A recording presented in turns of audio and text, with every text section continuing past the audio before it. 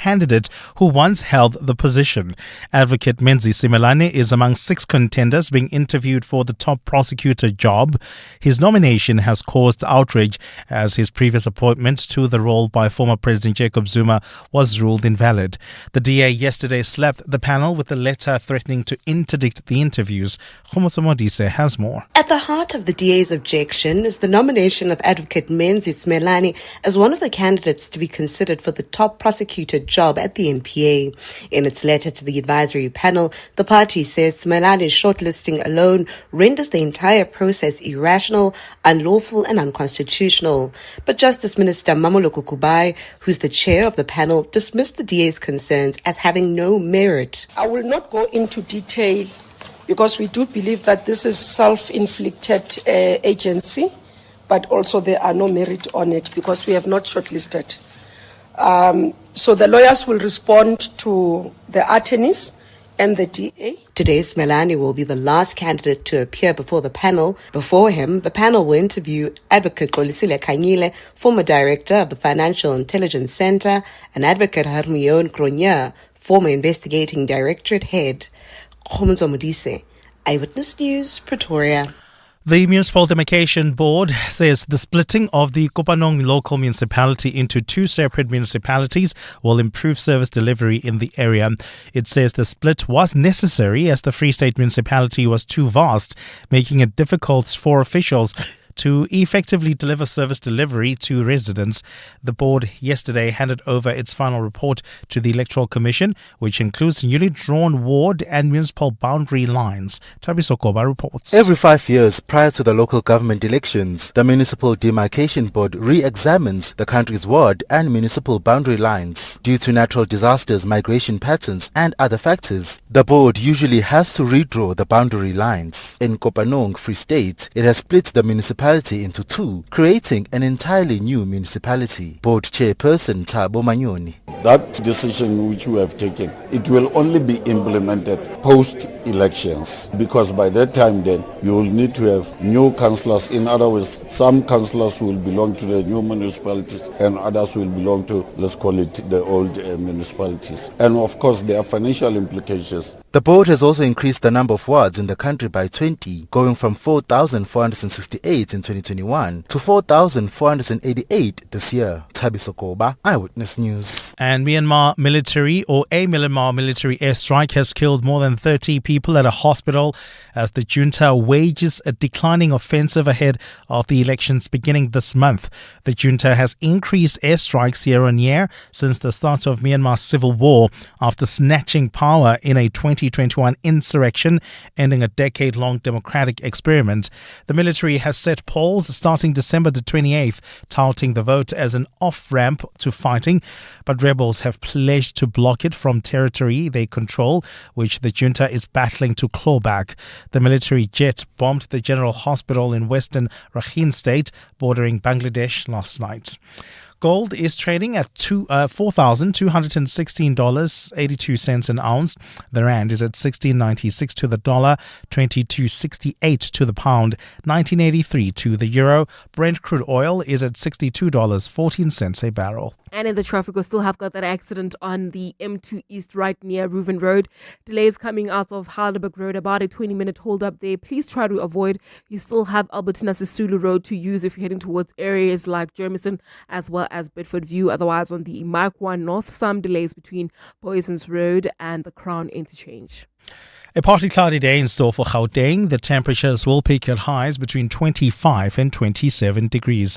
The top story in EWN this hour. Basic Education Minister Sivuyo Kwahube says a breach in the 2025 matric exam has been detected in Gauteng. EWN, in touch, in tune and independent. For the latest, visit ewn.co.za or download the EWN app. You're with Clement Manyathela On 702.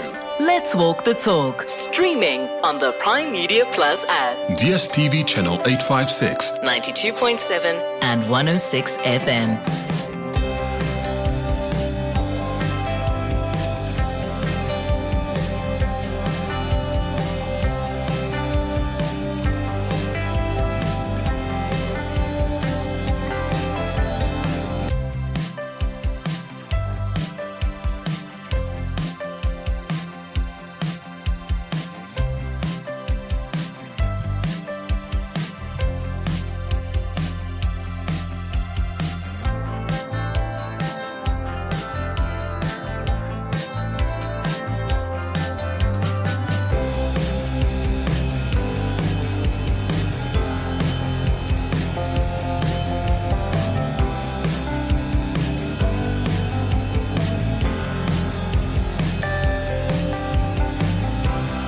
7 minutes after 9 o'clock. Dumelang, welcome to the Clement Manyathela Show. Great to have you with us here on 702. We always love being in your company.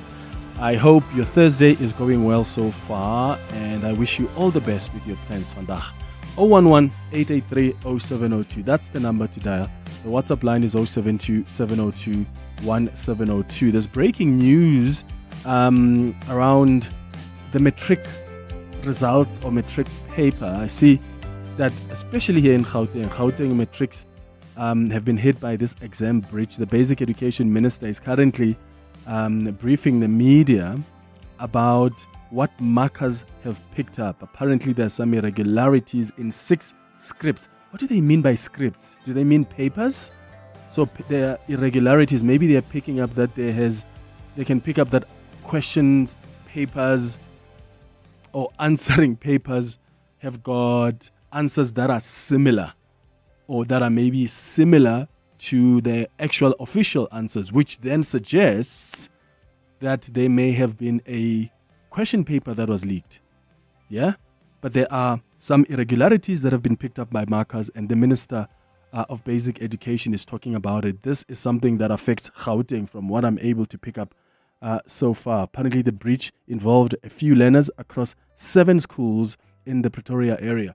Always, whenever I see these stories, it gives me anxiety, because I remember when I was in matric back in 2008. It's donkeys years ago. Yeah, 2008. I think I was in matric. I remember when I was in matric, we had a huge exam league scandal in Mpumalanga, and it affected our region. And as a result, we couldn't get some of our matric results. So yes, we got our matric certificate, but there are specific subjects that didn't appear on our certificates because the Department of Education was still investigating the breach that had happened in the schools that were affected. My school was not affected, but there are certain schools that were affected in our region, if I remember correctly. And do you know how consequential that was for me? Because I had applied at Wits University, I had applied at the University of Pretoria, I had applied at UJ, and I couldn't get into any of these schools because I didn't have complete results. And I remember at the time, the only institution that could take me was TUT. So I had to go study at the Tshwane University of Technology for only a year while I wait for all of my results to actually come so that I can then go to any of the other universities I had applied at, which is why I then, for the second year, I ended up going to the University of Pretoria. But yeah, I'm just saying, spare a thought for some matriculants who were not involved and had nothing to do with this drama and the papers that may have leaked, but who are going to be affected, because when the Department of Education investigates, sometimes what they do is they stop the results of that particular region or that particular school from being released, in their entirety until investigations are complete.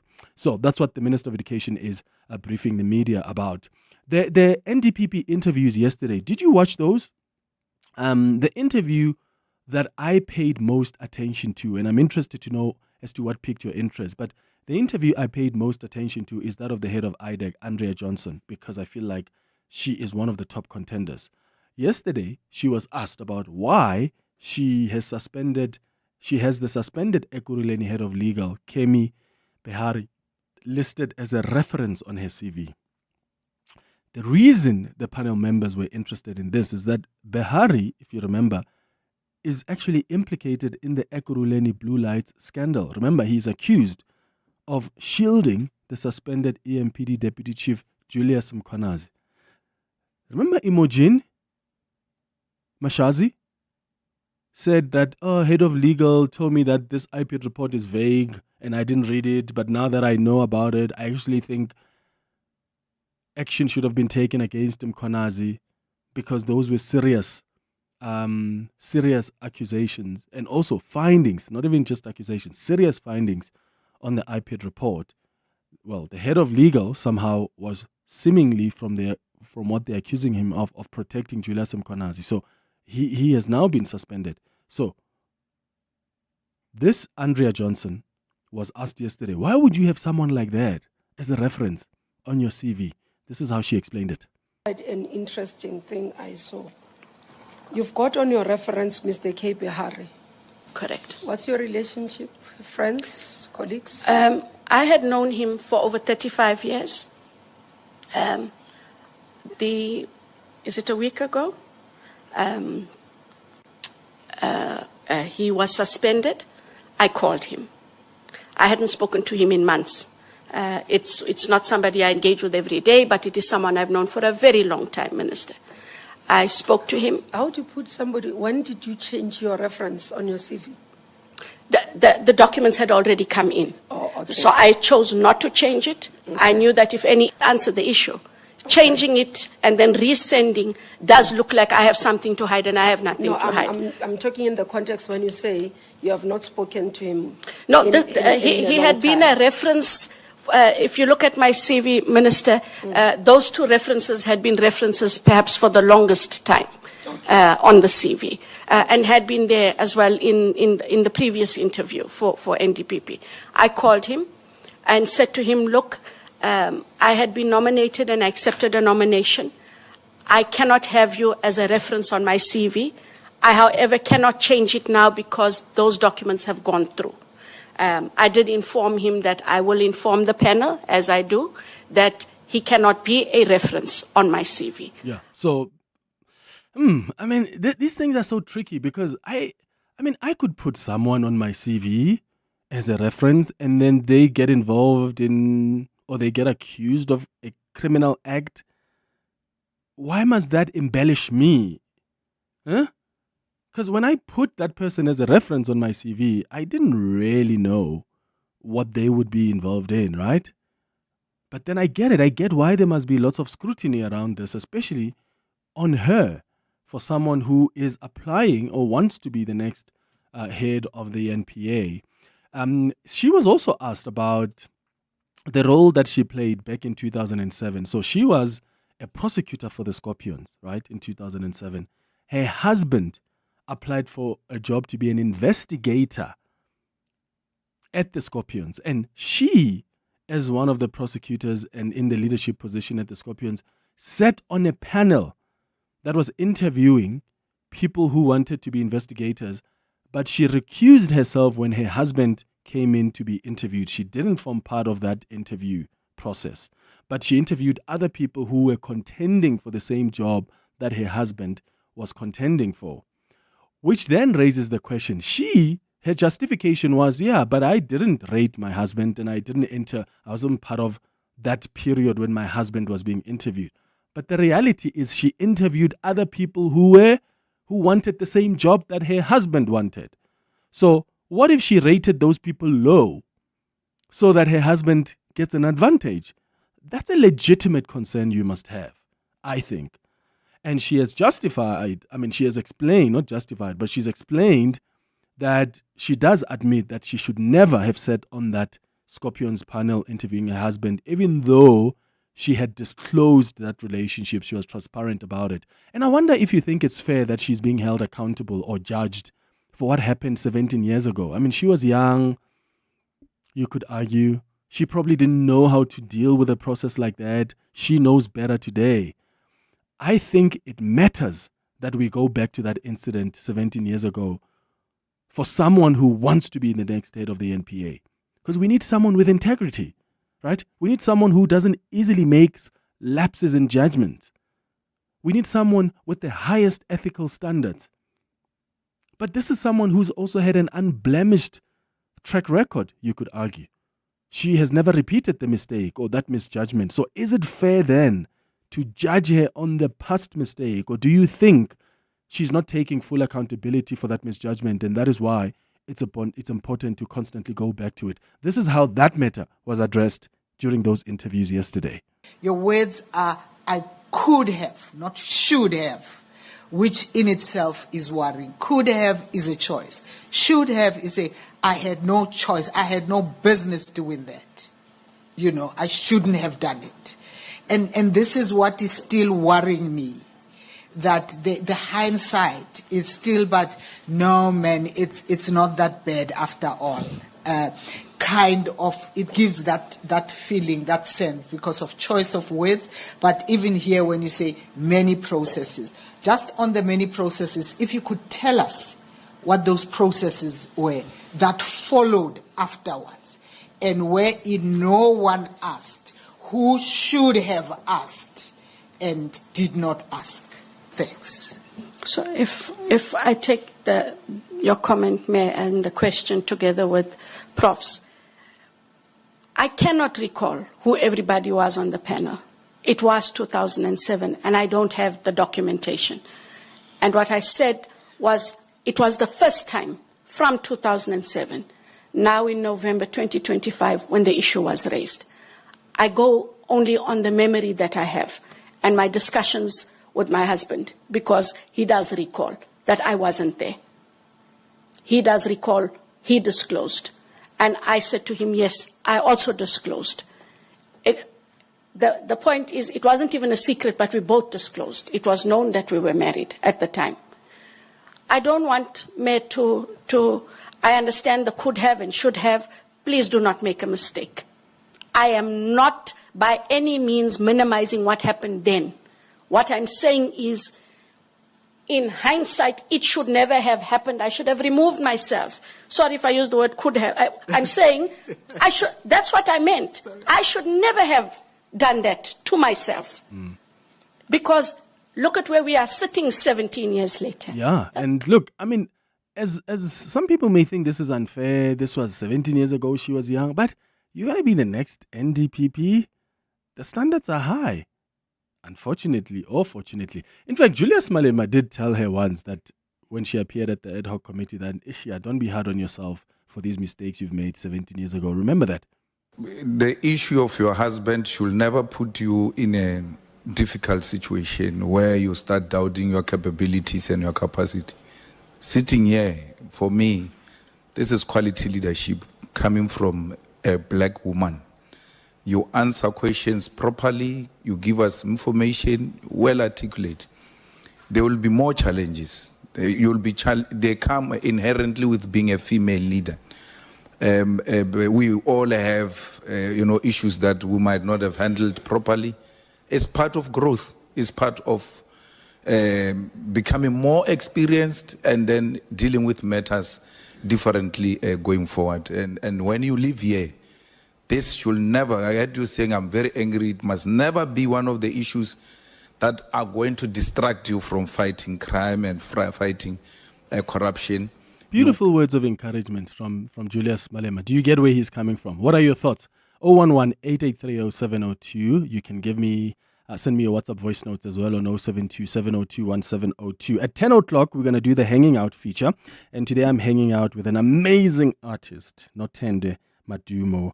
You know her for her silky vocals, soulful songwriting and collaborations across genres. And she's really been incredible. I mean, if you remember how she captured our hearts early on with her breakthrough track and debut album, and over the years, she's really experienced both the highs of acclaim and the lows of industry exploitation. And now, after a long hiatus, she's resurfacing and she's much wiser.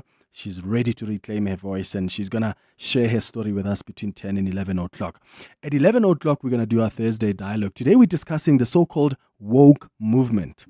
I want us to have a sober, honest conversation. Is it dead? Are we transitioning as a society to a post-woke era? And what does that even mean? What does that even look like? Some people believe that wokeness became divisive during debates on issues like land or cultural identity, decolonization, the Me Too movement.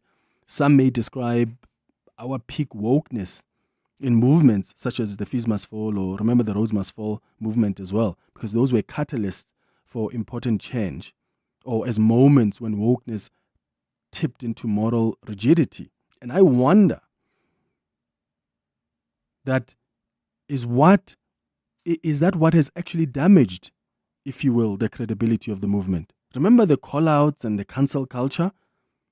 How much damage did those have on the woke movement? I mean, at some point, people who were trying to find problematic aspects in this movement were branded as people who were against social justice and inclusion, and yet they could argue that they were simply against moral policing or performative activism. So I want us to have a conversation about this at 11 o'clock on our Thursday dialogue. That's the show coming up over the next 3 hours.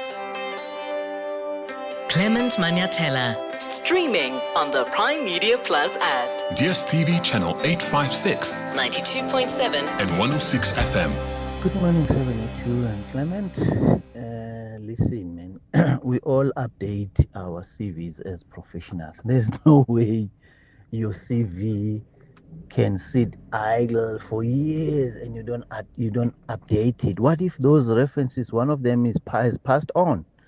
I mean, these people are taking us taking us granted, you know. I mean, she should have updated her CV before she forwarded it. You know, probably she didn't even know or remember that the guy was included there in her CV as a reference. You know, the mafia in this country is everywhere.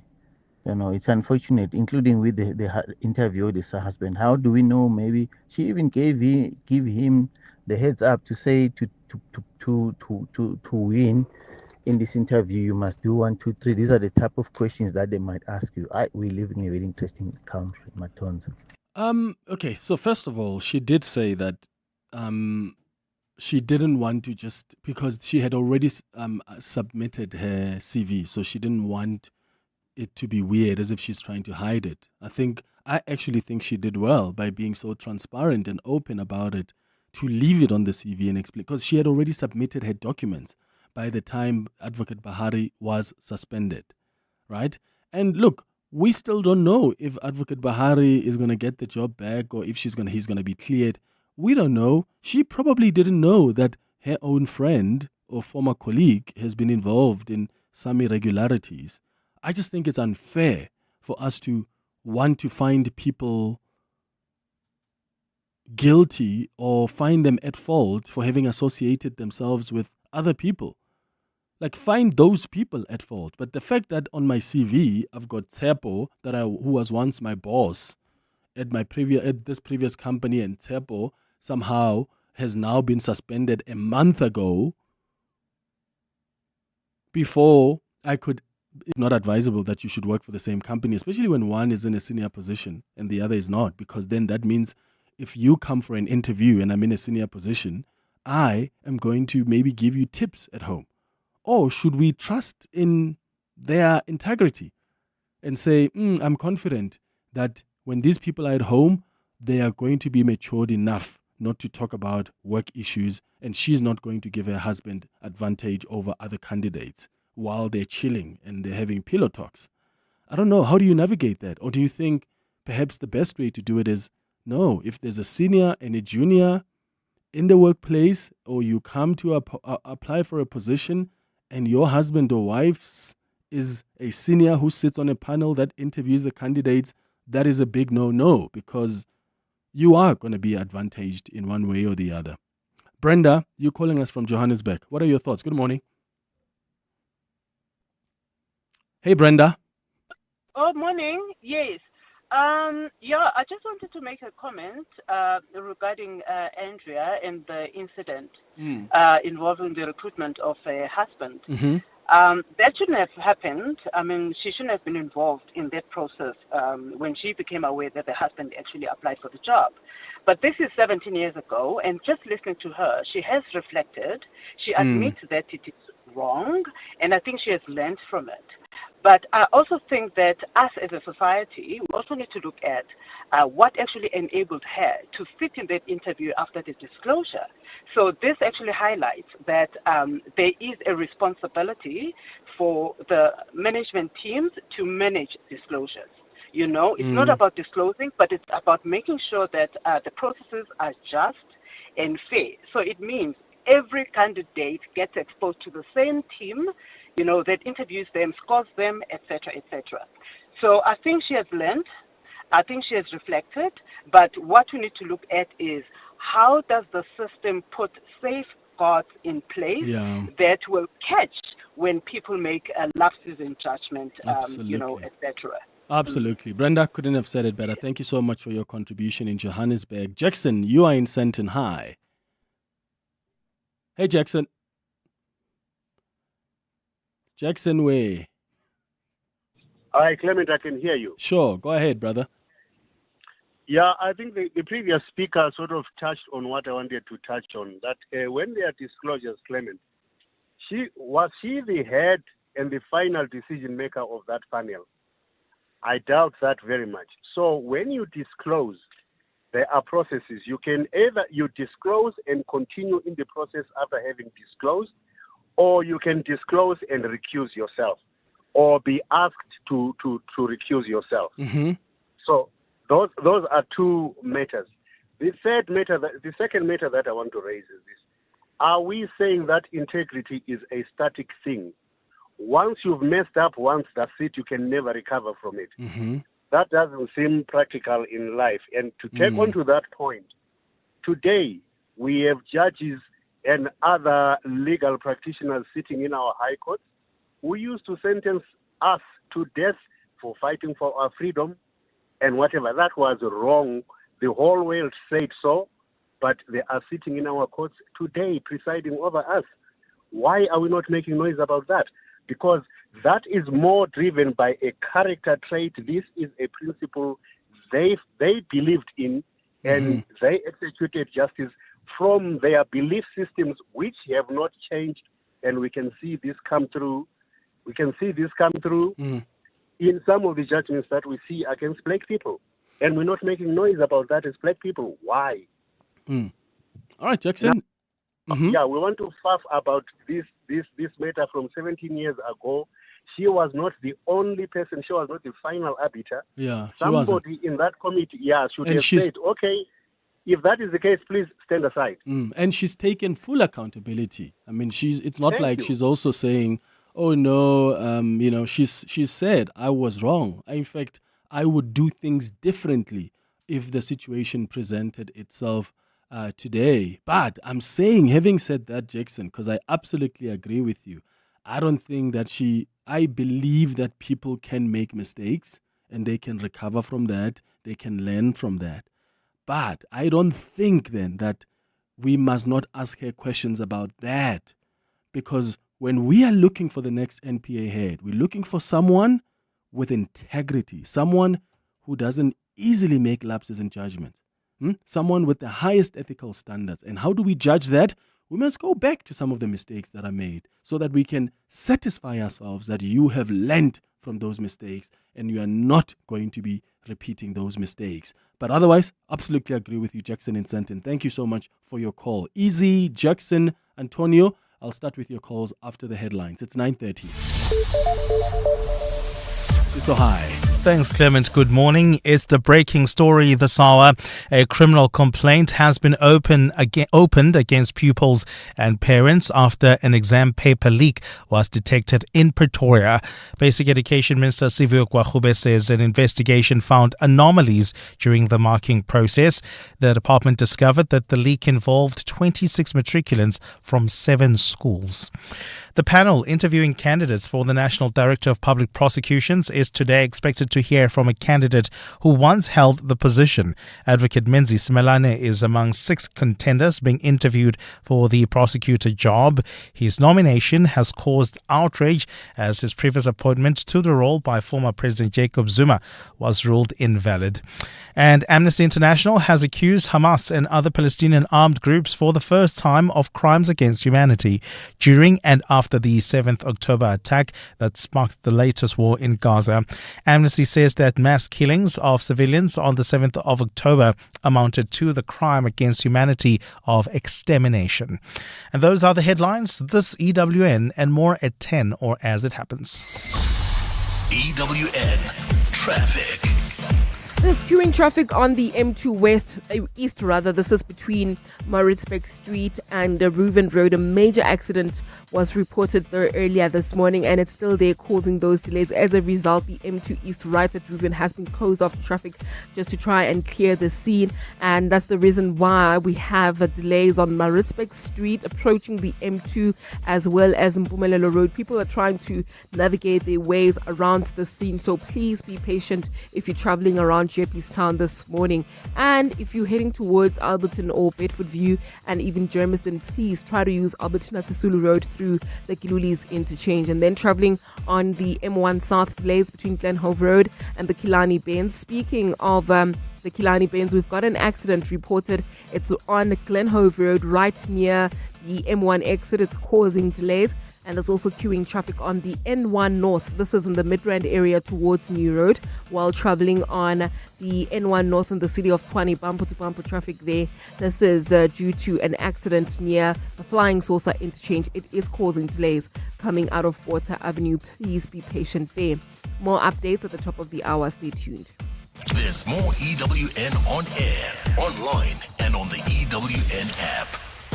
Africa Milani. Weekday mornings, 4 to 6. Sebastian in Eldorado Park, he had voted for Umkhonto weSizwe political party in the general elections last year, and he admits to doing so to spite the ANC. What do you make about Sebastian's call in the previous hour? There's so much movie happening in the MK party, but what about the movie that is happening in the ANC? Quinton, you've got some thoughts on this. If people basically keep on voting with their hearts and not with their minds, they're going to basically be sitting in the same situation they've been sitting for the last few years, where there's no service delivery. Africa Milani. 4 to 6 on 702. This festive season, receive the gift of instant payment when you sell to WeBuyCars. Simply complete the form on webuycars.co.za for your offer. Then visit your nearest port or branch or have them come to you. Wishing for a new ride? Well, you can discover thousands of affordable vehicles online or at any WeBuyCars branch. WeBuyCars, the jolliest way to buy or sell. Last December, you put in new floors. Come New Year's, your visitors were out the door. And the new floor went from fresh tiles to don't step on a crack or you'll break umama's back. Now, abantu bazothini when they see the kids playing the Squid Game's hopscotch on those same cracked tiles from last year? Avoid the embarrassment this festive. Make smarter decisions for your home. Visit Cash Build for quality tiles, adhesive and tools at the lowest prices. Cash Build. To celebrate 25 years of helping you live the Premier life, FNB Premier is giving you a chance to win a 14-day European tour experience and other cool monthly prizes. Open any FNB Premier account from September to 31 December 2025. Switch your salary, swipe or tap a minimum of 2,000 Rand per month for 3 months straight. Spend and win with FNB Premier. FNB, help changes everything. TCs and competition rules apply. FNB, a division of First Rand Bank Limited, an authorized financial services and credit provider. Your voice. Your station. Your open line. Walk the talk with Clement Manyathela on 702. 25 minutes before 10 o'clock. This is the 702 open line. We're taking your calls and WhatsApps, your tweets as well. We've been reflecting so far on the process to recruit the next head of the NPA, focusing on the appearance of Andrea Johnson, Advocate Andrea Johnson, who's the head of IDEC. She's also vying for the job of NPA head, and she was asked some really tough questions yesterday by the panelists. Let's go to Antonio, who's calling us from Montgomery Park. Antonio, what are your thoughts? Good morning. Clement, it's maybe 2000 trickle and dive, or I'm thinking I'm talking to a very old. I did matriculate in 2008. Hey, thank you. I'm glad you're not so sensitive about your age. Clement, my brother, I want to thank you for this conversation. There was a question asked from one of the panelists to say, to interpret the difference between could have and should have. Mm-hmm. You know, and I think for me the premise of this conversation is Andrea's response to when this question was posed. You know, when you say could have, you leave the conversation open to, if I had options, I would have still decided. Yes. But if you say should have, you are saying with conviction that it was wrong. And I think Andrea, after clarification was asked, her second response was impassionate and it was with conviction. But by that time, the commissioner already determined, or the panelists already determined, that in Andrea's view, this wasn't a biggie. It's like not a big deal. And I think for me, that is the crux. If that was the elephant in the room when she went into this interview, she was already asked this by the commission, Mandlanga commission and all of that. She should have known this question would come up and leave no doubt that I would have done this differently. Not on a second attempt respond and say I should have. But first it was could have, meaning I could have done it differently. Clement, I want to talk about it was 17 years ago. For me, it doesn't matter. 25 years ago, I was a young manager, okay? And I said to your producer, my brother applied for a position in a company where I worked. I didn't know about it. When the recruitment lady came to me and said, I see your brother applied, I gave her instruction. I said, you withdraw that CV and you give him feedback that unfortunately you won't be able to proceed. My brother was angry with me. My mother was angry with me. Everyone was angry with me because he didn't apply through me. He applied directly to the company. But because I was a manager, I was conscious, even as a young 22, 23-year-old manager at the time, I was conscious not just of the facts of the matter, but what the perception value is that's associated with that decision. Because even though I wasn't going to be in that panel that was going to make a decision, but because I held a senior position in that organization, I knew that there would be a perception. So, and sometimes people can be very learned, but not clever. Yeah. And when I'm talking about clever, I'm talking about emotional intelligence. Because 17 years ago, Andrea was a learned person. Her husband was a learned person. They should have qualified the emotion or the perception value of that decision. Because sitting on a panel and then only recusing yourself when your husband, that for me wasn't emotionally intelligent. Because there was a perception value attached to it that would never be able to be defended. Yeah. So I said to your producer, we crucified Ronaldo from the DA for stuff he said many years ago on his tweets and stuff like that. The difference is he didn't take accountability. He didn't say, I messed up and I was wrong. Correct, but what I'm saying, I'm talking about timelines. When someone said this happened 20 years ago and stuff like that. Andrea was intelligent. She was learned 20 years ago. Her husband was learned. It wasn't a clever decision. Yeah. And right now, if Cyril sits on a panel and then only recuse himself when his son submits a tender, we're going to crucify Cyril. So why should we treat it differently? And I'm not saying we must be punished indefinitely for decisions we made 20 years ago. That's not what I'm saying. I'm saying Andrea's defense wasn't plausible. She should have just said, I messed up. I agree with you, Judge me on Antonia. what I did after 17 years. I messed up. I agree with you, Antonia. In fact, I cringed yesterday when she said, when she was responding to this question, and the first response was, I could have. I cringed because in that moment I thought, ma'am, you're not getting it. You messed up. You messed up in the 17 years ago kind of scenario and dynamics and thinking, and you're messing up even within today's context. And for you to still use words like could have, you're still trying to avoid the accountability directly and to realize the magnitude of what you were involved in. But hey, she came back and she said, what I meant is I should have not done that. And she seems to be taking accountability. So, yeah, the panelists have got to decide whether or not that is sufficient. What do you think? Izzy, you are in Midrand. Good morning. Morning, Clement. Sure. Yeah, look, with regard to Malema's reply to the advocate, I think, and I hold no brief for Julius Malema, but in this case, I think his reply was quite heartwarming and affirming to a black woman. And I would like to thank him for that. But that's not the reason I called. I specifically wanted to chip in on the question of the references, one's references on your CV. Yes. I argue it should be standard procedure to update your references from time to time. For example, Clement, people like us who comes from an environment where there's contestations and factional battles and all of those things. What then happens if you find yourself having submitted a CV that's not updated in terms of references, you would have submitted it, and only to find that one of the panelists is someone that you recently had a fallout with? What would then happen?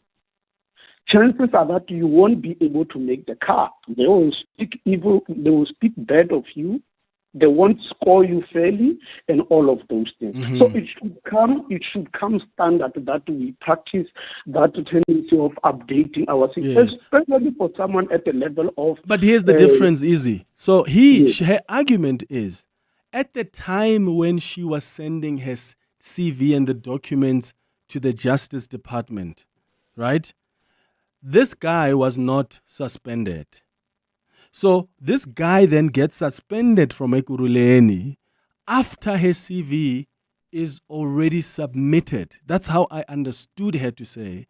And then she says, I didn't want to then come back to you guys and say, oh, let me update this and remove that person, because you guys would have had sight of my first CV. It was going to look dodgy. You guys were going to think, oh, he's trying to hide the fact that in her first CV, she had this guy on, and now she's just sent us an updated CV that doesn't have this guy on. So it causes controversy. And she says, I chose to leave his name there, and so that I can come and address it here publicly, even in front of the panelists.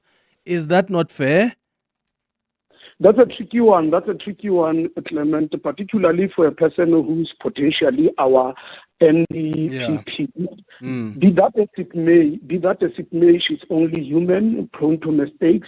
So I would like to let it slide, that one. Okay, yeah. But Izzy, I do get your point. Like, that's why I said we need someone of the highest ethical standards, someone with integrity. So these small things that we may think are small mistakes, they actually matter, because for you to be the head of the NPA, a lot is required of you. So we should be scrutinizing these decisions that she's taken and these misjudgments, and actually ask ourselves, what does it mean for the future if this guy gets appointed, this woman gets appointed to a position like that? Let's go to your WhatsApps now. Thanks for your call, Izzy in Midrand. Your WhatsApps are coming on 072 702 1702. Morning, Clement. Yeah, I agree with you. Andrea Johnson sounds very calm, even though some questions do get to her at times, but she remained calm. And yeah, hopefully the words from Julius Malema will reach a few people like Kustas. Kustas had very harsh comments about Andrea Johnson, and yeah, I did not like them, but yeah, hopefully Kustas listened to those words of encouragement from Julius Malema. Hi, Clement. My problem here with Advocate Johnson is that I lost respect for her when she lied and said she doesn't discuss work matters with her husband at home. It's impossible. It's impossible, Clement. You cannot not discuss even a single issue that has been a problem at work, especially working where they are working at IDEC. So it's a problem. Okay. I remember that, right? And I was a bit conflicted. And to give other listeners perhaps some context here who may have missed it. Andrea Johnson, it's so complicated, this thing. How do I simplify it? Andrea Johnson is the head of IDEC, which is a body that investigates these serious corruption and especially state capture, let's say that, cases. Now, Andrea Johnson, through IDEC, went and charged Dumisani Khumalo, who is the head of crime intelligence for that issue that General Mkhwanazi said it's an HR matter. Remember that? Stay with me. The head of crime intelligence is Dumisani Khumalo, right? Andrea Johnson is the head of IDEC. IDEC charges Dumisani Khumalo for corruption and other related issues. And then we find out when Andrea Johnson is appearing before the parliamentary inquiry that her husband works for crime intelligence and her husband doesn't get along with Dumisani Khumalo. Do you get it? So Andrea Johnson at IDEC, they went and charged Dumisani Khumalo, and they think they've got a strong case against him and the other officers that were arrested. But Andrea Johnson's husband works under Dumisani Khumalo at Crime Intelligence and apparently doesn't get along with Dumisani Khumalo. Now, people then start making their own suggestions. They're like, no, Andrea Johnson's husband, who doesn't get along with Dumisani Khumalo, his boss at Crime Intelligence, this man probably influenced Andrea Johnson when they're chilling, cooking supper in the kitchen that, you must charge this guy. He's doing this. And then Andrea Johnson uses her position at IDEC to say, let's go after this man. That's what some people were saying. The question, though, is, do you then believe when Andrea Johnson, which is what the voice note says? Because Andrea Johnson said, I don't discuss matters like that with my husband. Do you believe her? So when they're home, are you telling me that it's possible that Andrea Johnson, and forget the matter of influence, because I'd like to give her the benefit of the doubt that she's not going to decide to go charge a whole head of crime intelligence just because her husband has beef with him? I don't believe, I would give her the benefit of the doubt that I don't think she would do that. Now pack that. But do you actually believe that her and her husband don't talk about this issue? Like, do you believe that her and husband have never discussed Dumisani Khumalo, the potential charges? Like when they're chilling, her husband has never complained to her about, hey, I don't get along with Dumisani Khumalo because of 1, 2, 3. This man is doing 1, 2, 3. Huh? Because she told the committee that, hey, I don't discuss things like that with my husband. Like, I am a person who respects my position. And if there's anything that involves decisions that my office takes that are sensitive, I don't bring them home. And this listener says, well, that's when I lost my confidence in her because I don't think she was telling the truth. So do you believe her? And so what if they do have conversations about this? What if they have spoken about how maybe their husband doesn't get along with Dumisani Khumalo, but still that doesn't influence the decision by IDEC to go after Dumisani Khumalo? Are we saying she's not capable of, one, being a wife that listens and supports her husband, and two, being a boss at IDEC that respects her job and takes decisions based on merit? More of your WhatsApp voice notes on 072 702 1702. Good day, Clement. Good day, Nontenda. Abraham in Florida. Clement, one of the biggest traits that is needed for this position as an MPA head is that you must be impartial, right? And however you look at it, she knew that the husband was going to be one of the candidates that's going to be interviewed. She would have recused herself way before even the panel was assembled for the interviews, right? And this goes to show that is she going to be impartial throughout her tenure?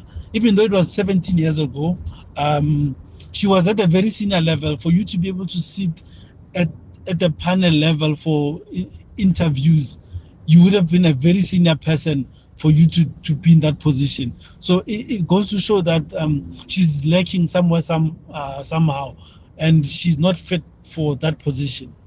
Yeah. Hey. Yeah. Here's also something else. Do you think that we would... So if the roles were reversed, if Andrea Johnson was in fact a man, yeah, who is the head of IDEC, and his wife works for crime intelligence, would we still make the assumption that he now, right? He is being influenced by his wife at work. So if Andrea Johnson was a man and is the head of IDEC, and his wife works for crime intelligence under Dumisani Khumalo, would we still ask the questions we're asking about whether or not he is being influenced to take decisions not on merit, but based on what his wife is telling him is going on at crime intelligence? Would we? Hi, Clement. Good morning. Thank you. I'm happy to be in your company. So with regards to the CV and the reference, I think if she had upfront stated that these are the things that transpired subsequent to me submitting my CV, no one would have had to interrogate that because it could have been discussed right there. So I think there's so many things wrong with that, but for me, that is the most glaring one. There's nothing wrong with just making a opening statement to say what are the issues in your CV that you may have overlooked or that should have changed, you know? So yeah, it's not about criticizing, it's just being realistic. Thank you. Bye-bye. Good morning, Clement and the 702 listeners. The position of the NDPP in South Africa, it's a one of one. And then be it so, we need someone beyond reproach, someone who doesn't have these nitty-gritty scandals. And the scandal of Andrea Johnson, of sitting in a panel where her husband was part of the people who will be interviewed, that was unethical, I can say, for a lack of a better word. And that, unfortunately, it will haunt her for her whole career. She cannot. And then she lied as well about not talking about work stuff with her husband. And for me, that's still the deal. But I don't have to be convinced otherwise. That position, we need someone beyond reproach, someone who's straight as an arrow. But guys, why are we assuming that she lied, that she doesn't talk to her husband? I mean, Abel, do you talk to your partner about everything? You don't. Huh?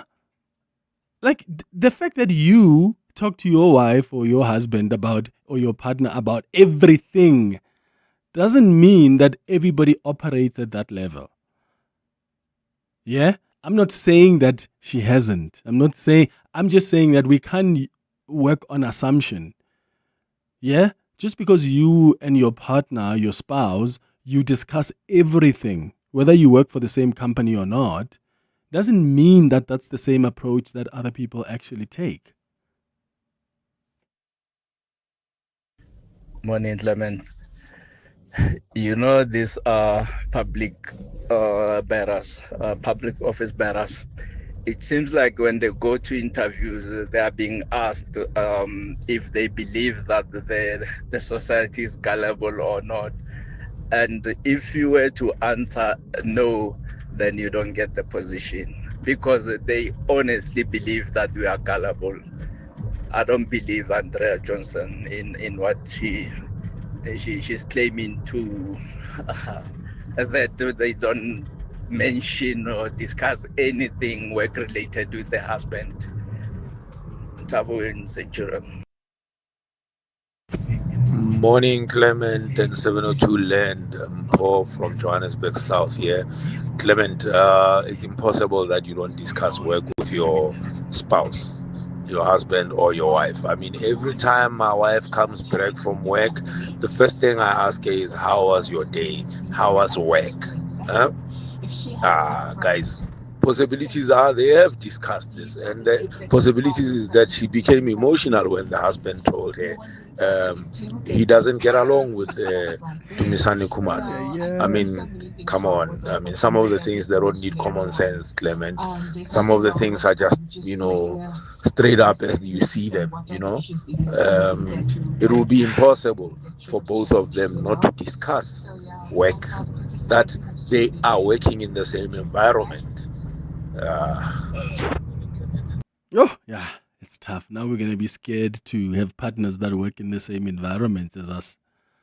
Huh? maybe it's not advisable. Maybe it actually isn't, because it just causes lots of complications.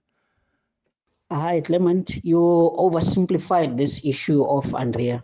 If at all, and the husband wasn't getting along with Dumisani Khumalo, and eventually Dumisani Khumalo gets a punishment while she was the head. By all accounts, they discussed this, and really, she's not a trustworthy person. Yeah, it's Pat from Cape Town. Cheers. Yeah, Clement, this advocate is bringing this conflict that they are having. She's highly conflicted. From where I stand, I would rather all of them. When I say all of them, I mean including the Mkhwanazis and everyone else, should not be considered for such senior positions. The fact that she actually said, if during the ad hoc committee, she said if it was not Sithole, then people would be not concerned, but just simply because it's Sithole, everyone is complaining. So basically, she's bringing in that functionalism. So we have a serious problem. Yeah.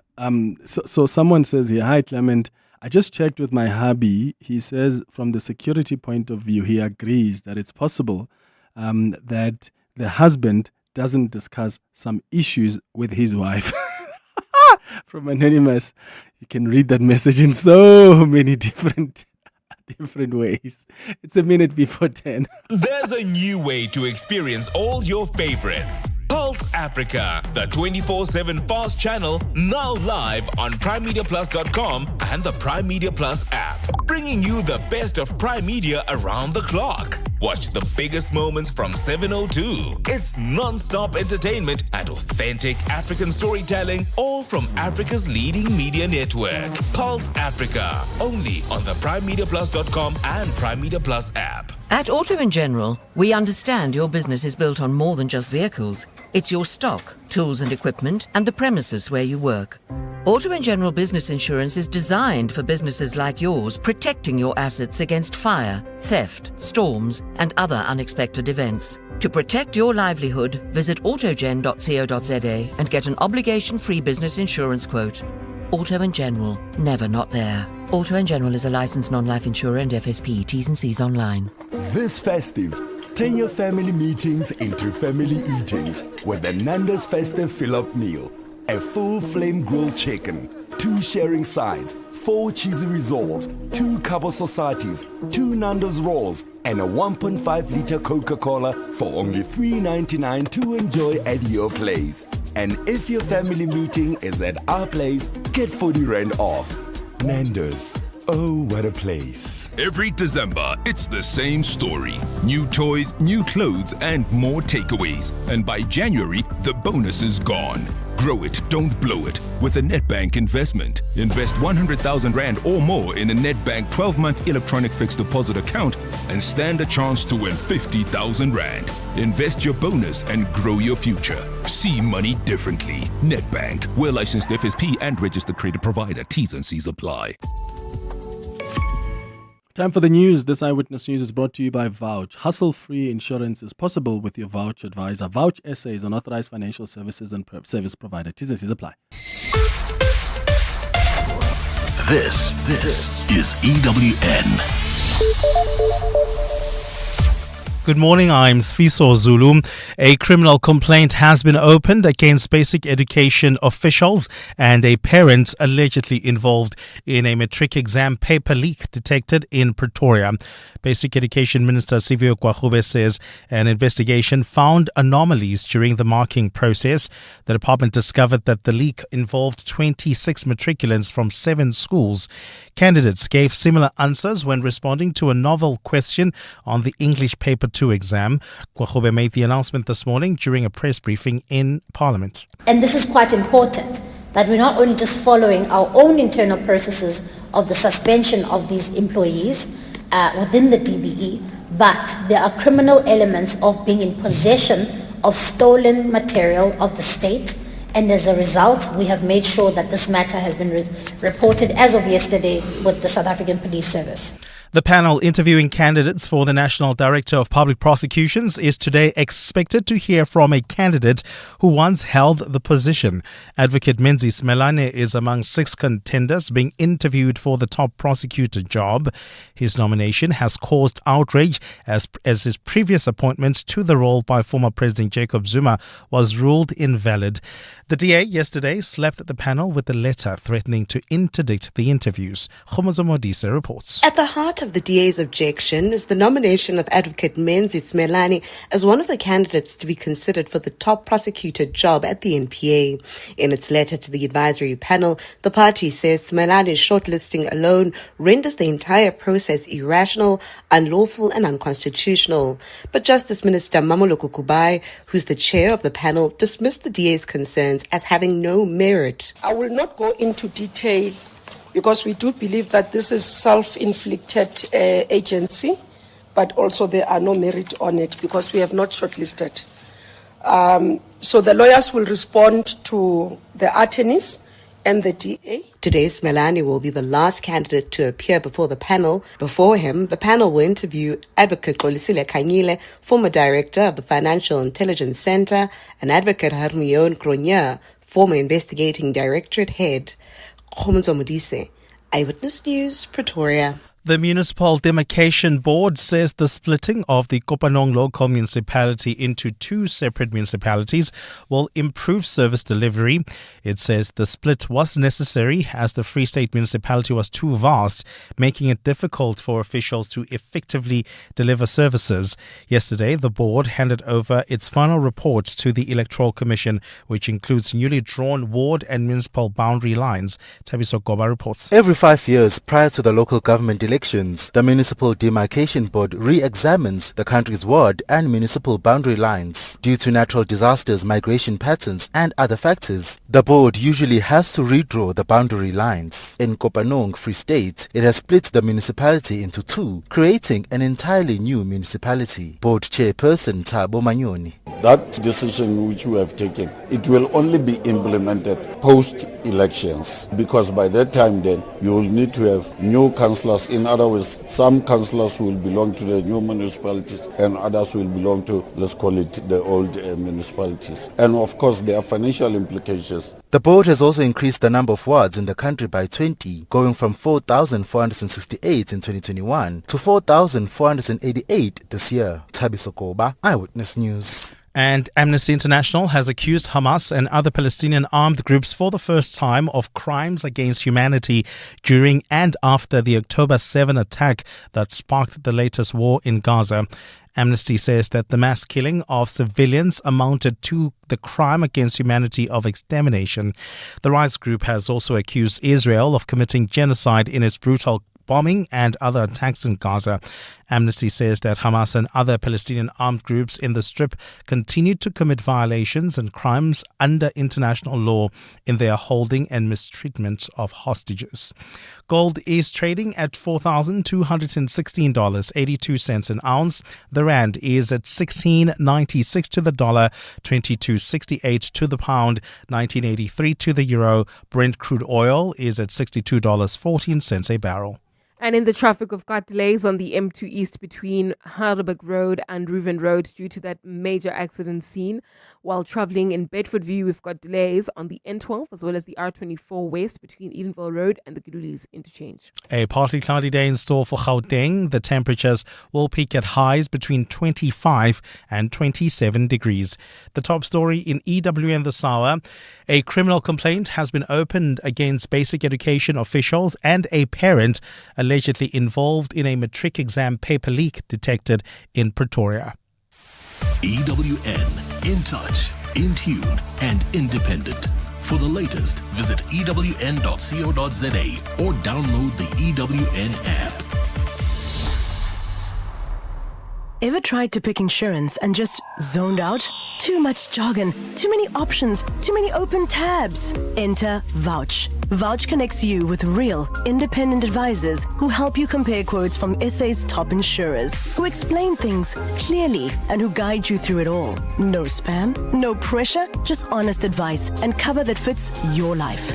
Vouch. Someone on the inside, on your side. Vouch SA is an authorized financial services provider. T's and C's apply.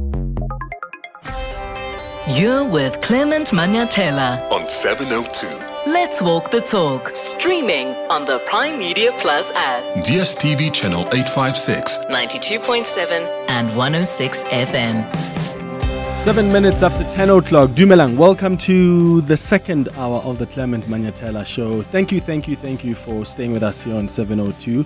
And as always, thank you for your brilliant, incredible, insightful contributions on the 702 open line. Always appreciate, and I look forward, when I wake up in the morning, I look forward to what you're going to say because you are very unpredictable, and I suppose that's what I love about my job.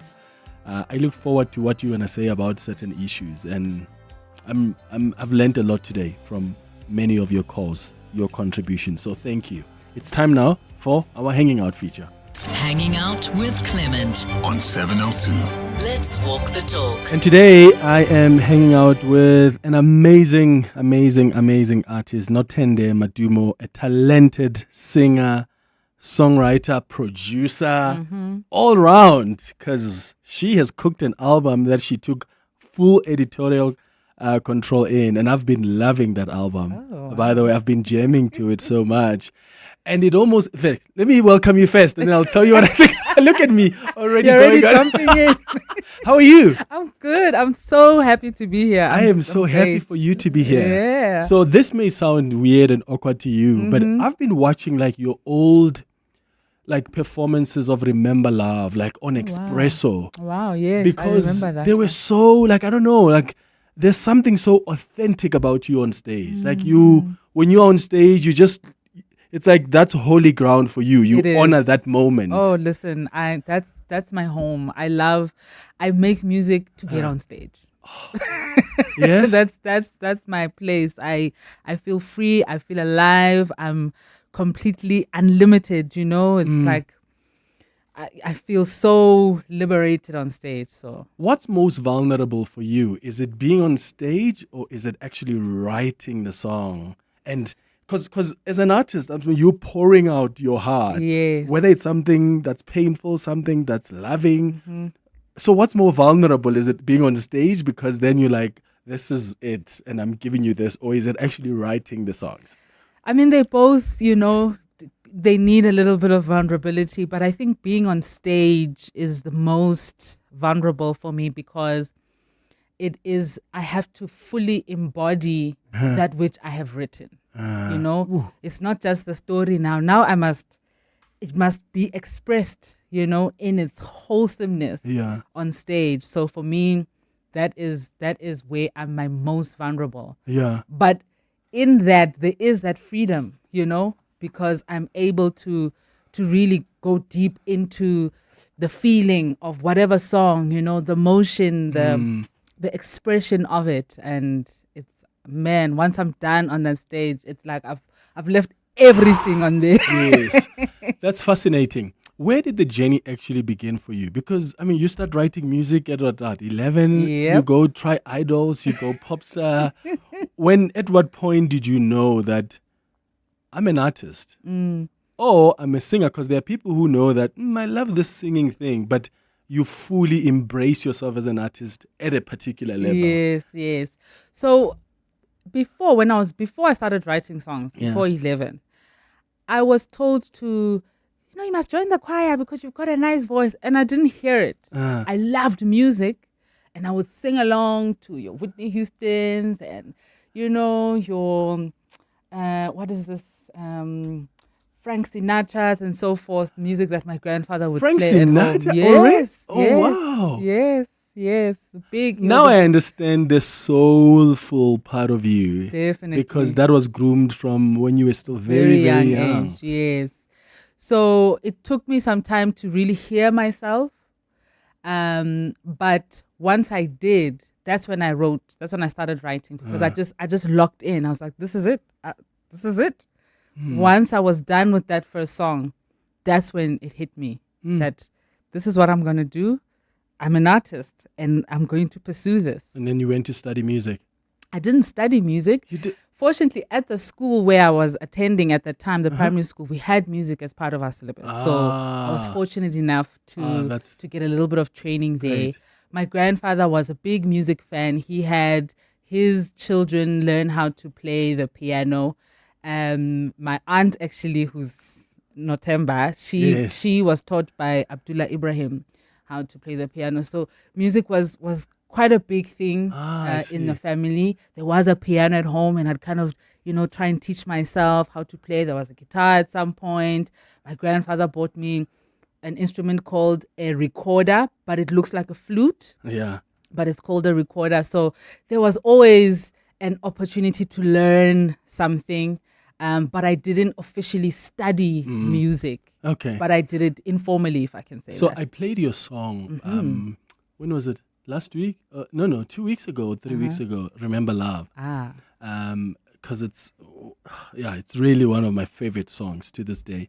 And Nontenda, your aunt, then sent me a WhatsApp. It was like, that's my girl. That's my child there. I was like, what?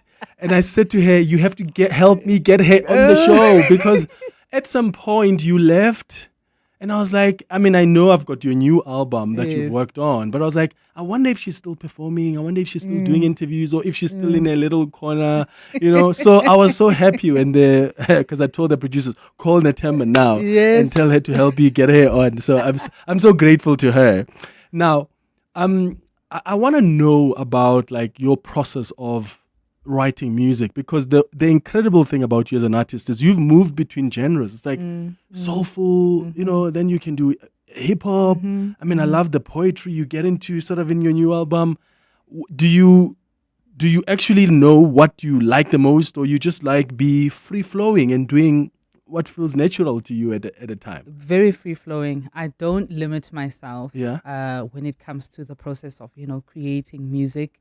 It's a feeling. If I feel it, if I like what I hear, then I'm with it. Whether it's house, jazz, rock, pop, soul, R&B, hip hop, I'm with it. So it's more of, I just let the music speak to me. I let the song speak to me.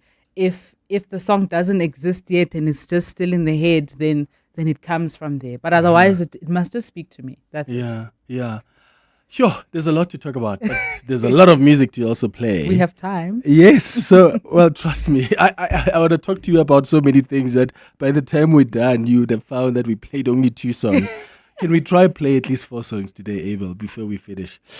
Where do we begin? Should we start with, and I want to start with your selection because I trust that, like, I'm interested in what you listen to because I think I will like that.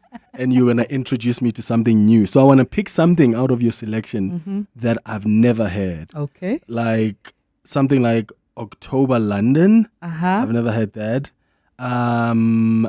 Is it Linda Dawn? Yes. Never. Bina? I love Bina. So Tando Zide. Intwentle. So which one can I play between these? Which one can we start with? Oh, you can start with Tando Zide. Okay. She's amazing. I love her so much. And the song just spoke to me right from the beginning. And it's a song that plays. There's a radio in my head and that song is always playing in the back there. Okay. Here's Intwentle.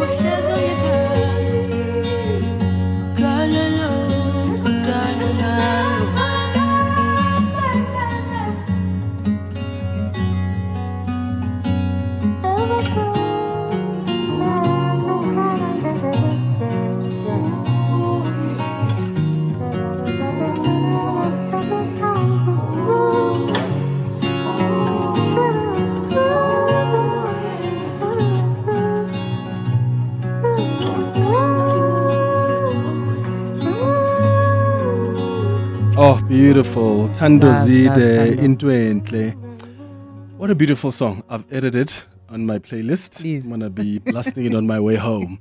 Now, you disappeared at some point. Like you took a break. I don't know what to call it. Should I call it disappearance or taking a break? Or what was happening at the time, and what made you decide to pause a little bit? There was so much. I think a lot of people don't realize how much pressure an artist can be in. I was experiencing, a lot of people in my ear telling me, do this, do that, don't do this, don't. And it just became so overwhelming. And coupled with, financial issues and exploitation. It's just so many little factors. And I found myself, I remember I was at a gig, I'm not sure where it was, but it was a gig where, it felt like every other gig we had done because it was the same kind of artist, the same, same kind of vibe. And I stood there. It's like the little Nontenda, the artist who was writing songs and dancing. She said, "So is this all you're going to do?"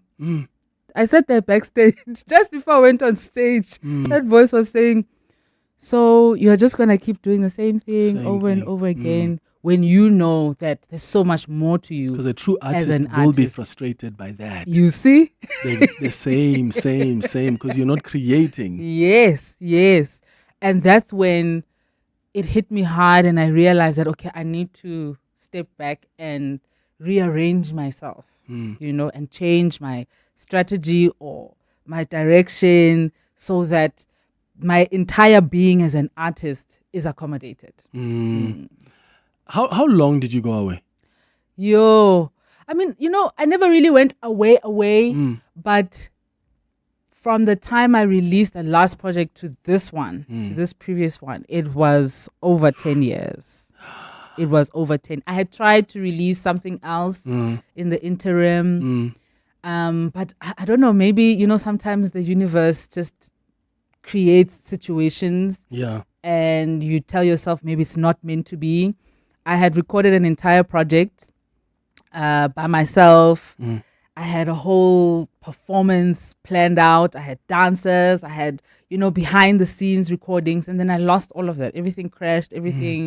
I lost all of it. And that put me in a really bad state. I was very depressed. So I had tried to release something before, but that didn't work out. Mm-hmm. And then, so it was a good decade.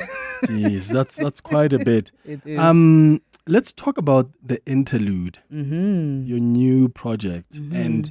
And I was saying to you off air that, I'm listening to this so much because for me, it shows how authentic you are as an artist. You haven't tried to process the album too much. It almost feels like you got into the studio and you're like, I'm just going to open my heart and share what's in my heart in whatever form. Yes. That's without the literally pressure of trying to engineer it from beginning to end. Mm-hmm. What was the idea of putting this project together? And after 10 years, what was it that you were taking from? Yes. So with previous albums, and previous experiences of being in studio, there was always somebody in studio who was sort of guiding me or directing me, or don't sing like this, sing like this. Hey, change this part, do this and do that. And this time I didn't have that. I was completely alone throughout this entire process, you know. And it came with its challenges because I found myself having to engineer, the album. At some point I was doing some mixing. It was my first time doing all of that, But how this album came about, it was more of like an opportunity that presented itself. So I didn't plan to get into studio and release another album. Yes, I wanted to, but there wasn't a specific plan. There was an opportunity that came up with the guy who owns the studio. The studio is called Coolside Studios, hence the Coolside Jam. And, the studio was basically just there. Nobody was using it. And I thought, man, here's an opportunity. Initially, my mind said, yeah, but there's no sound engineer. You don't have this, you don't have that, how are you going to do this? And then I just decided, let me just take a chance. Let's just start. Yeah. And then we'll take it from there. So it really, you described it perfectly because that's what it was. I went in there having to just let go of how things happened before and I had to tell myself that this is new. This is a new space. This is a new time, a new timeline, and this is how it's going to be. How it's going to come out, whether it's going to sound great or not, sizobona phambili. But I went in there and I just trusted the process, really. I think we can tell, listening to the album, it touches the heart because you can tell it comes from the heart. So there are some listeners who are reminding me of some of your greatest hits, and they're gonna kill me if we don't play some of them. Someone mentioned The Color of You, Remember Love, and like Nontenda. So I want to play some of these just for the benefit of the listeners. Shall we start with Color of You, Abel? Or let's start with O, and then we'll go to the others.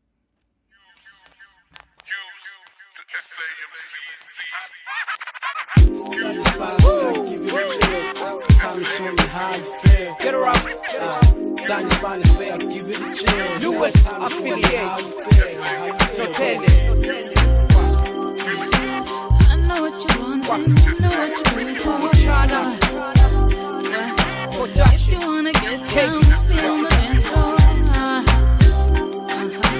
There's no need to run, boy. You know what you came for. So if you wanna get down, check it. 'Cause I step in the club and I'm feeling good tonight. I've got it in my mind. I'm gonna get it on tonight. Get it on. Don't know you're fine looking. So mighty fine. So I step to your side. I sit and got it tonight. You're so fine, and you need to know. See, I was hoping you could come a little closer, and you and me could dance until the night is over. It's alright, just let yourself go. This wasn't in my plans, I hope you understand. But maybe when this dance is over, you could be my man. Ooh, I know what I want, and you know what you're looking for. Ooh, if you wanna get down, meet me on the dance floor. Ooh, there's no need to front, boy, you know what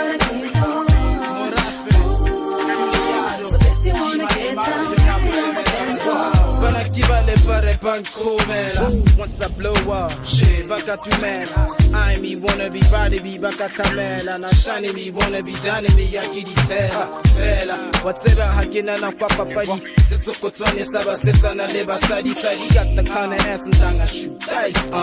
Cut the chit chat and lay back, let's ride on. I really wanna dance cause the time is right. Feel the body rhythm, take you on a high.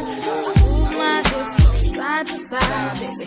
Do your thing as I do mine. I really wanna dance cause the time is right. Feel the body rhythm, take you on a high. Move my hips from side to side. Do your thing as I do mine. Ooh. We were singing it. You were 19 at the time. I was so young. Oh my! And I'm listening now, like did I you can know hear what how you're young I was. Oh man, what a song!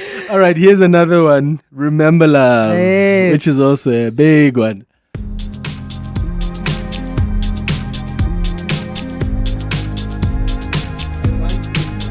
Yeah.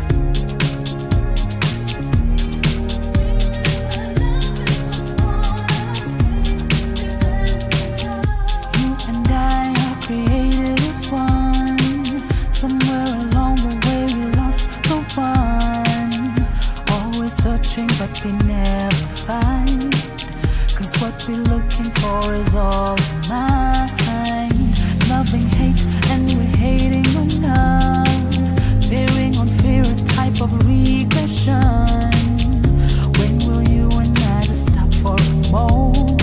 When will we wake up and make the choice to be free, to move away from all reaction, stop the chase and start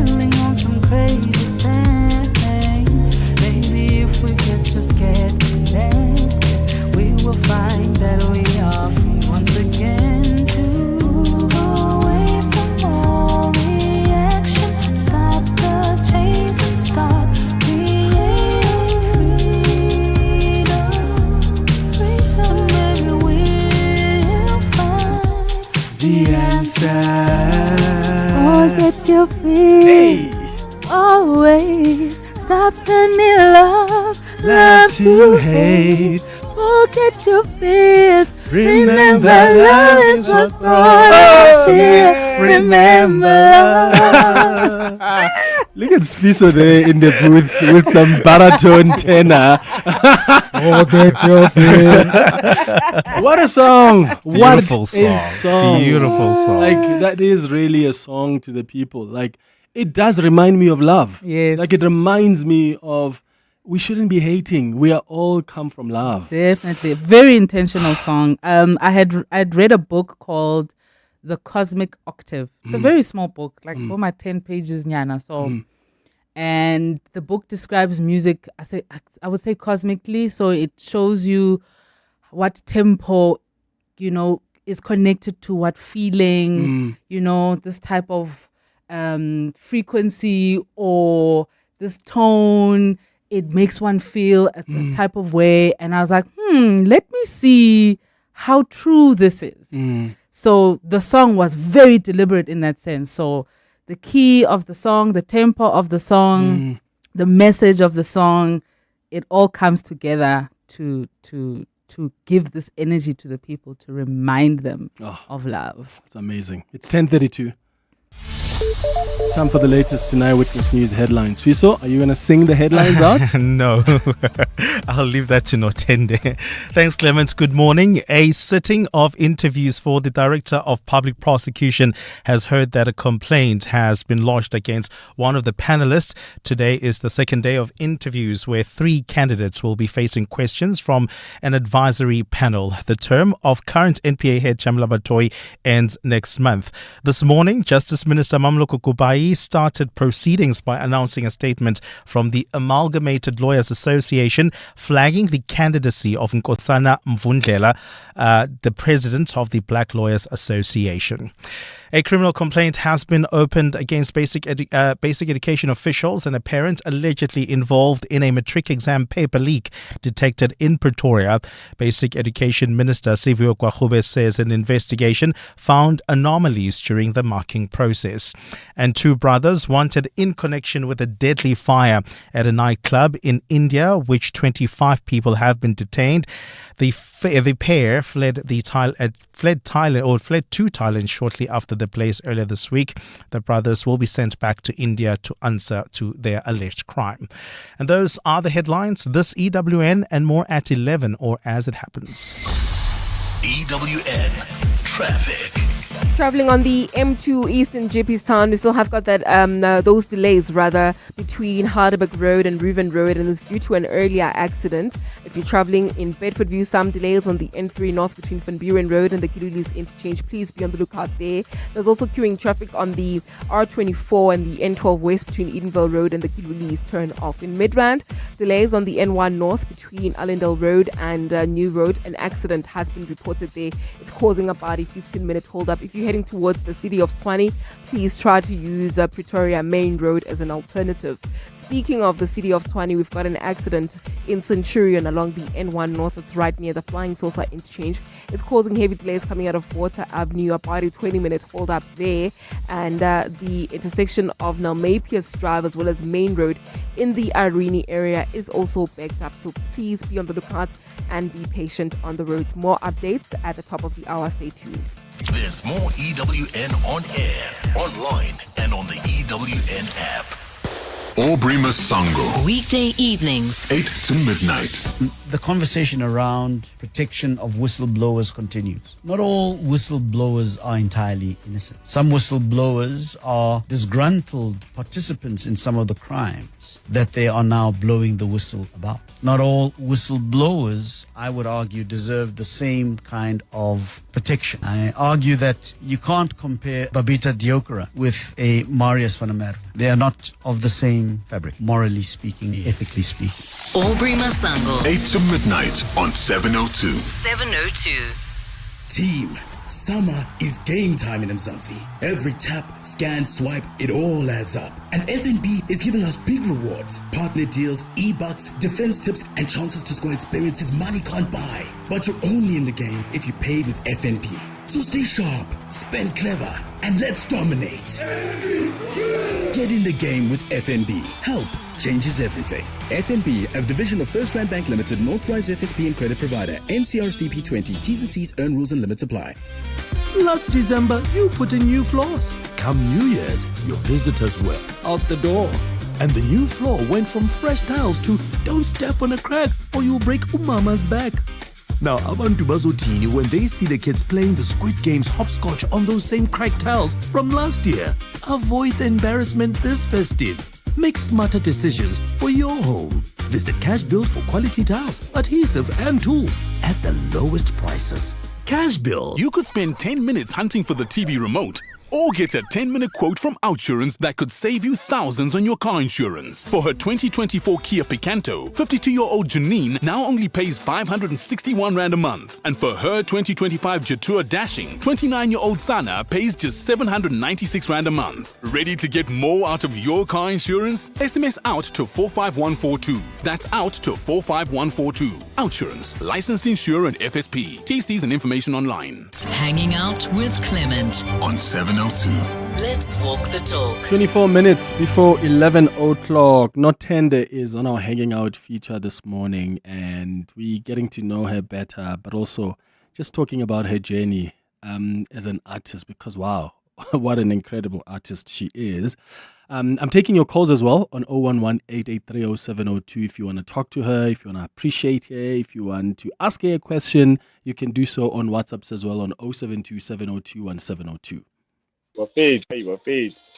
Hey, good morning, guys, at the studio. Clem, you have one of the most talented singers we have in South Africa. Noma is the best.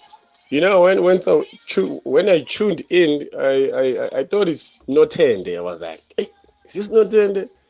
But no, this Noma. I'm like, because the voices are almost similar, and they gave us the best music ever.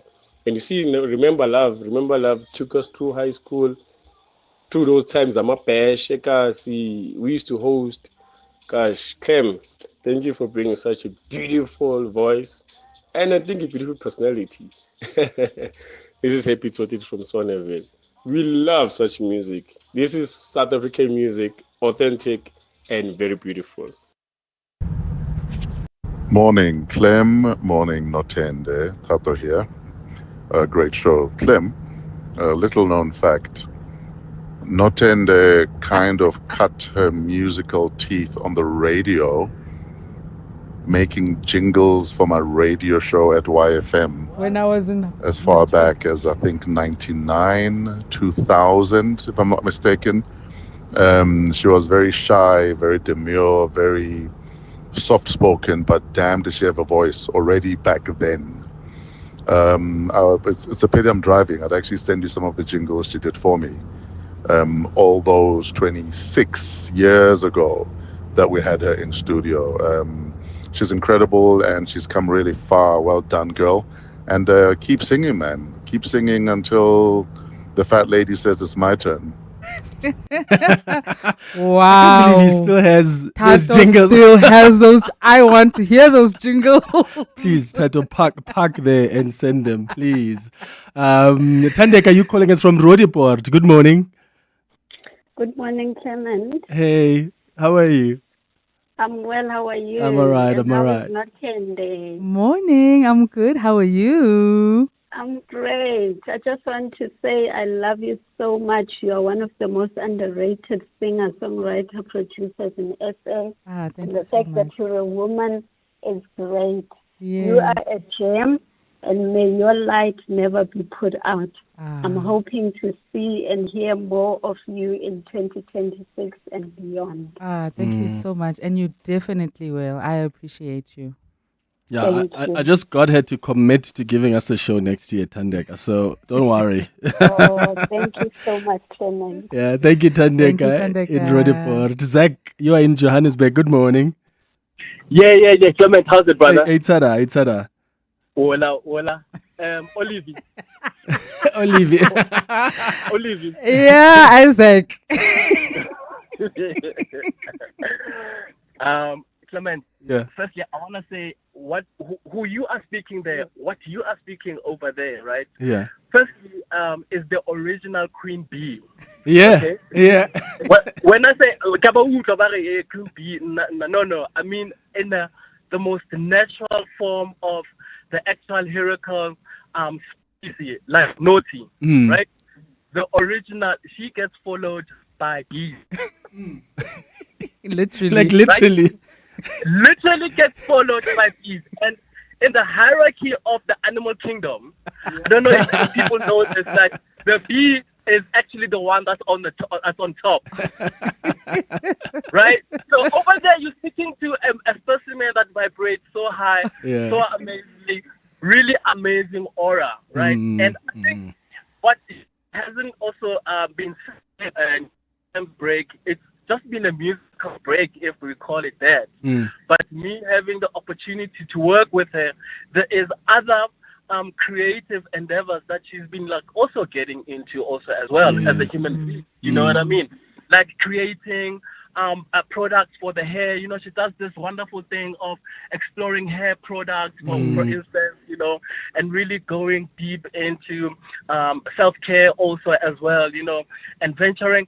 You know, there's quite a number of things that we work together on in which that's outside music, in which I think deserve a merit also as well. And as a creative, understanding that journey that, you know, it doesn't necessarily have to be music all the time. You know, as an artist, life requires you to also explore other things. So there's merit into all the other things that she also has been doing, including that amazing album, new album that is out there. I was fortunate enough to also be the first ones to listen to it. Oh, you're so lucky, Zach, because that's an amazing album. I was telling her earlier, like, I mean, it touches me in so many different ways. Thank you so much, Zach. Shout out, Zach. In Johannesburg. How was that time for you? Because Zach talks about the things that you're exploring in as well. What did you learn about yourself during that time? I am a highly creative Because entrepreneurship being. was one of them, eh? Definitely. I'm very creative. Maybe some would call it ADHD. Maybe all creatives feel like they have ADHD. I don't know. But I'm a very creative person, and I had to allow that to run, to be free. So not just in music, I'd find myself wanting to get into photography, wanting to get into directing, wanting to get into, you know, crafting. And like Zach said, I make hair products, but that's more of a calling, you know, because there's a whole thing about natural hair and healing the hair and making sure it grows and it's healthy. So I got into that, but that also made me realize how creative I am, because I was, you know, designing the logo and, you know, designing websites and all of that. So I'm a very, very creative person, and I've had to embrace it fully. Right now, I'm fully embracing my creativity, which is a beautiful thing. I feel very much alive, very much free, and I'm not limited. I don't feel like I'm missing out on anything. So if I'm not performing, I may miss performing now and again, but I don't feel like I'm missing out on anything because I'm exercising my full creative energy. And Zach is right. I do get followed by bees. You do? Literally.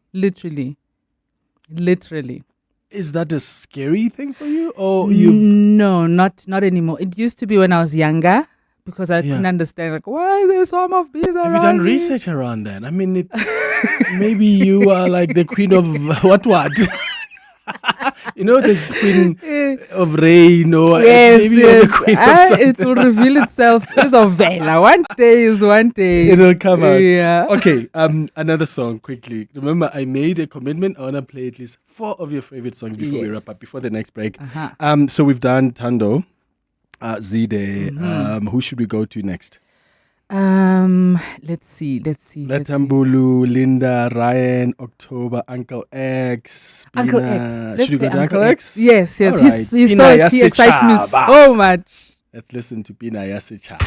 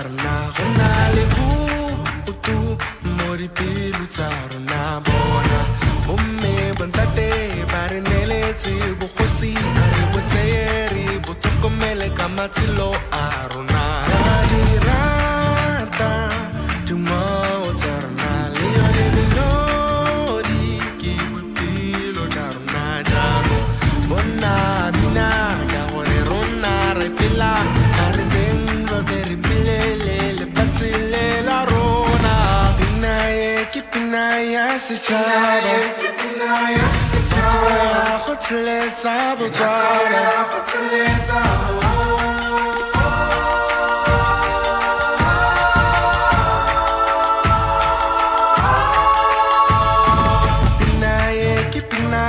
Sichale, Nakoya, Hoteleta, Bujala, Hoteleta.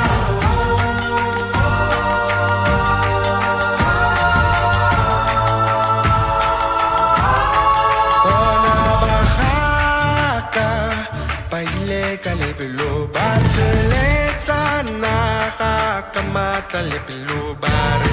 Pontale rato la le fatile la pone maritiseta khauda e khalalela jakalitati ponna kharibe yima ka tshwane buo tsawe kopanya ditsoere pontale rato la mosadi o bunolo armengo de go tokomela basadi barona naye kipinaya sichaba kipinaya sichaba khutuleta bujaya khutuleta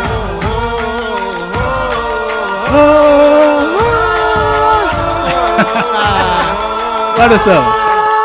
Oh, I love it. So exciting. I've also added it on the list. Listen. When did you discover him? Recently, maybe 3 months ago or so, on TikTok.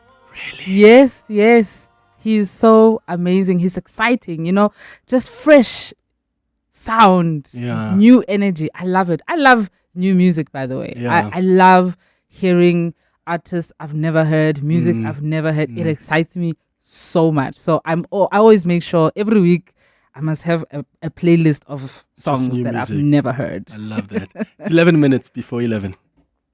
The Midday Report. Weekdays, 12 to 1. Why is this so important that we get the right person for the job of NDPP? Well, as we can see with the Mdlanga Commission, our criminal justice system is in deep, deep trouble. At the heart of all of this is the rule of law, which is fundamental for our society to protect human rights and for economic growth reasons. This is a key institution. When it comes to grand corruption cases, the NPA has been singularly unsuccessful. And Bernstein's The Midday Report with Mandy Wiener. 12 to 1 on 702. 702. Check in, take your seat, stretch out, sip something special and feel the holiday mood kick in long before you land. At South African Airways, every moment on board is designed to ease you into that holiday feeling. This summer, fly to Gaborone from 2,694 Rand, all-inclusive return. And with an allowance of 3 checked bags, you can take everything you need for a perfect escape. This offer is valid for sale until the 31st of March 2026. Book at flysaa.com or contact your nearest travel agent. At South African Airways, your holiday starts when your flight does. This festive season, the Department of Transport is appealing to all drivers, passengers and pedestrians. Obey the rules of the road and ensure your vehicle is roadworthy. In the past few days alone, over 2,500 vehicles stopped at roadblocks were found with worn-out tires. Tires in poor condition are extremely dangerous, especially at high speeds, where a blowout can cause fatal crashes. Drivers, please check your vehicles before you travel. Brought to you by the Department of Transport, moving South Africa forward. The Money Show. Weekday evenings at 6. The Financial Sector Conduct Authority finally issuing fines of more than 2 billion rand on the trading platform Bankso. It's been found guilty of lying to clients, misappropriating funds, promising unrealistic returns. Most of the consumers, they're looking for investments that yield a better return, that give a higher interest rate. So that's where we are gullible. Now, these scammers will take opportunity of such behavior. Eunice Sabia is an independent financial trainer and coach. The Money Show on 702. Let's walk the talk. The Money Show, Stephen Curtis, is brought to you by ABSA CIB. Invested in your story because your story matters. ABSA is an authorized FSP and registered credit provider. Hanging out with Clement on 702. Let's walk the talk. 9 minutes before 11 o'clock. Oh, time flies when you're having so much fun. Right. Someone wants to know, hey Clement, please can you ask Nontenda there why she goes by the name of Black Olive and also how her relationship with the hip hop genre start. Where did it begin? Okay, so let's start with the hip hop. I've always loved hip hop. So even when I started writing songs at the age of 11, I would always have like a hip hop verse nyana in the songs. So I've always loved and appreciated hip hop. My relationship with the hip hop fraternity in South Africa started when I did I was in a group with Mugs and some other guys who are no longer in music now. So was it a hip hop group? It was a hip hop group called The Playoffs. We met at some studio called Orlando West, and we eventually signed to some label, and that didn't work out, but that's where it started. And then in the middle of that, I went into studio to record Ooh, the song you played was Kuli Chana. And I think that song just created so much buzz and interest, within the hip hop spaces. A lot of artists then approached me and said, hey, can we have you on our song? Can we have you on our album? Can we have you on our project? And I was very much open to working. I mean, I was still new, so you want to put yourself out there. And that's how I ended up working with a lot of hip hop artists. And I love hip hop, so it wasn't anything that was uncomfortable or forced. It just happened so naturally and so beautifully at that. Yeah, and Black Olive? Black Olive. So my name is Olive, right? My other name. Olive? Yes. Isn't like an olive? Yes. Oh, wow. Yes. And when I was going through the process of remembering my creative self, right? I used to use the name Olive when I was young. When I started writing songs, I was using that name. And Black Olive, a black olive is a ripe olive, right? So I get there's green olives and then there's black olives. So the black olives are actually fully ripe. So Black Olive is like the ripened version of the younger olive. Someone who embraces her creativity in its fullness. So Black Olive is the producer, is the one who designs the labels for the products, is the one who does little mixes and puts them out, and then Nontenda is the star, the one on the stage and in front of the camera and the mic. Yes. Oh, I love that. And then Timus says, hi, Clement.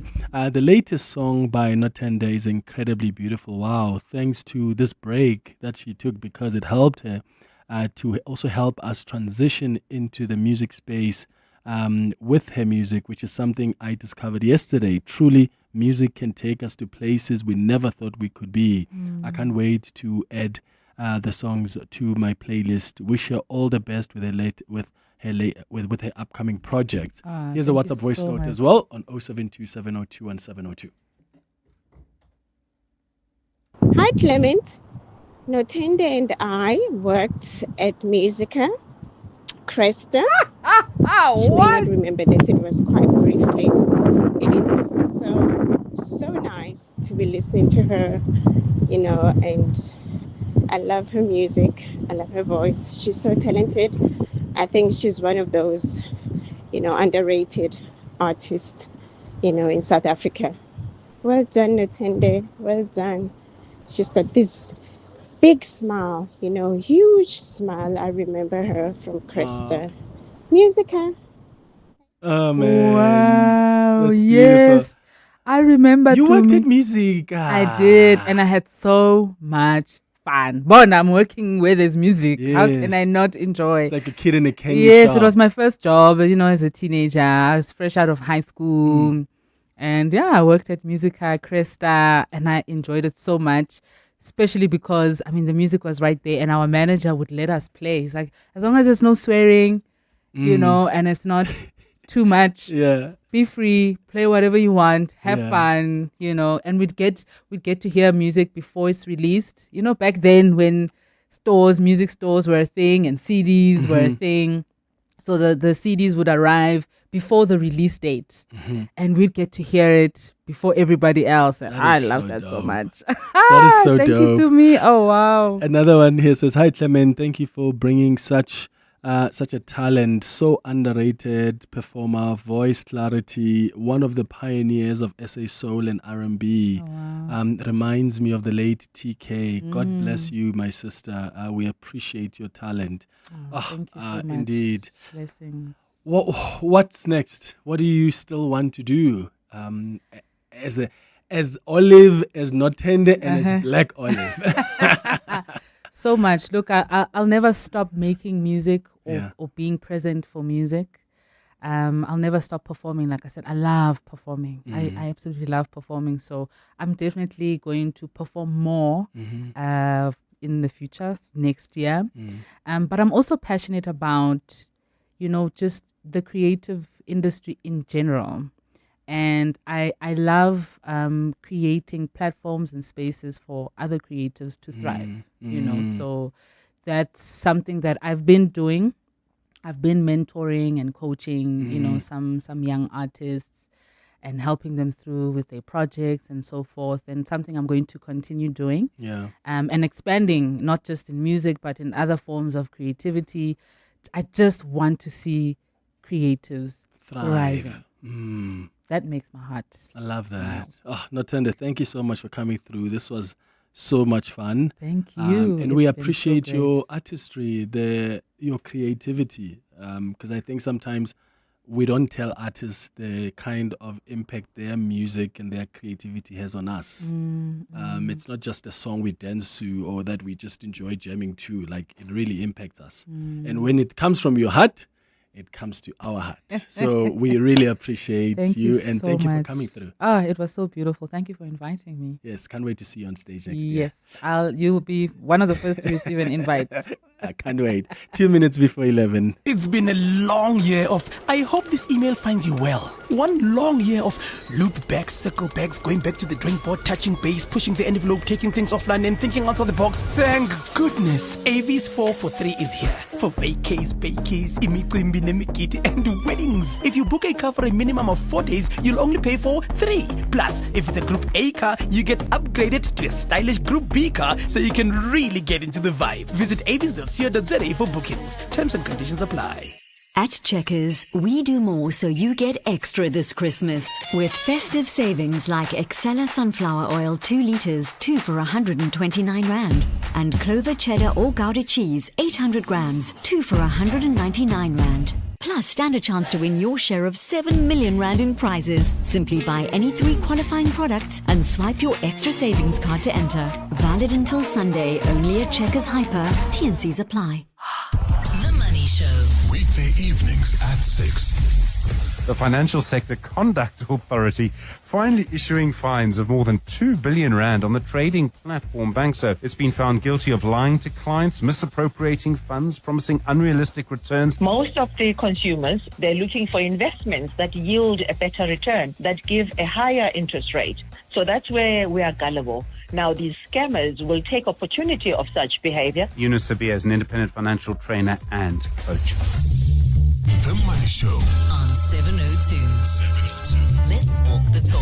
The Money Show, Stephen Curtis, is brought to you by ABSA CIB. Invested in your story because your story matters. ABSA is an authorized FSP and registered credit provider.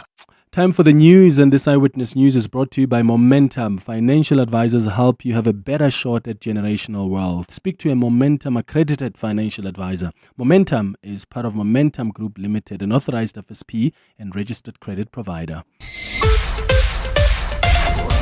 This is EWN.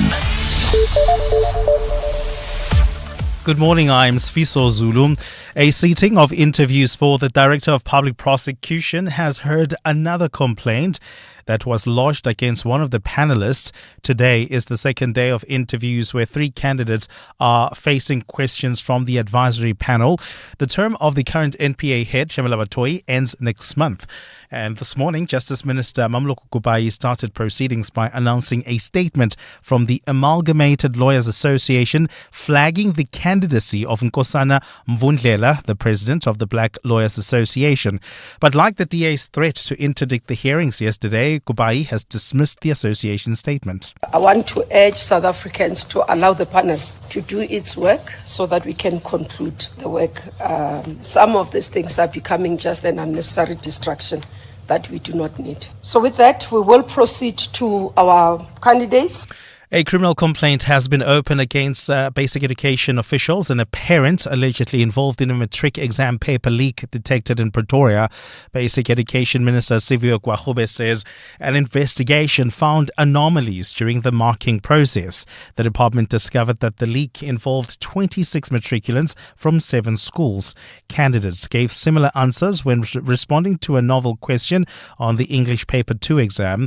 Gwahube made the announcement earlier this morning during a press briefing in Parliament. And this is quite important, that we're not only just following our own internal processes of the suspension of these employees within the DBE, but there are criminal elements of being in possession of stolen material of the state. And as a result, we have made sure that this matter has been reported as of yesterday with the South African Police Service. Please note the following story contains graphic details. A man is expected to appear in the Wynberg Magistrates Court today in connection with the murder of a pregnant woman. It's believed the suspect was the boyfriend of 23-year-old Shanice Rudolph. The woman's body was found this week, just days after she was reported missing. Lauren Isaacs has more. Shanice Rudolph was reported missing at Steenberg Police Station on Friday. This past Tuesday, her body was found buried in a shallow grave at Klip Road Cemetery in Grassy Park. Shortly after the discovery, police arrested a 42-year-old suspect believed to be the pregnant woman's boyfriend. This tragedy comes as the 16 Days of Activism for No Violence Against Women and Children campaign draws to a close. Last month, thousands of demonstrators took part in a shutdown held in several parts of the country ahead of the G20 Summit. This shutdown was a call by NGO Women for Change to highlight the scourge of gender-based violence and femicide in South Africa. Lauren Isaacs, Eyewitness News. And 2 brothers wanted in connection with the deadly fire at their nightclub in India, which 25 people have died, have been detained. The pair fled to Thailand shortly after the blaze earlier this week. The brothers will be sent back to India a day after a court in Delhi refused to grant them protection from arrest. Their lawyer told the court that they were being made victims of a witch hunt. The fire happened on Saturday at the club in a busy nightlife area in the tourist state of Goa. Gold is trading at $4,216.82 an ounce. The rand is at 16.96 to the dollar, 22.68 to the pound, 19.83 to the euro. Brent crude oil is at $62.14 a barrel. And in the traffic in Selby, we've got an accident on the M1 South. It happened after the Crown interchange is causing delays while traveling on the M2 East. That accident that was along this route right near Reuven Road has been cleared, but the road remains closed after traffic coming out of Heidelberg Road to clear the scene. A partly cloudy day in store for Gauteng. The temperatures will peak at highs between 25 and 27 degrees. The top story in EWN this hour. A sitting of interviews for the Director of Public Prosecution has heard another complaint that has been lodged against one of the panelists. EWN, in touch, in tune, and independent. For the latest, visit ewn.co.za or download the EWN app. They say the early bird catches the worm. Great advice, unless you're the worm.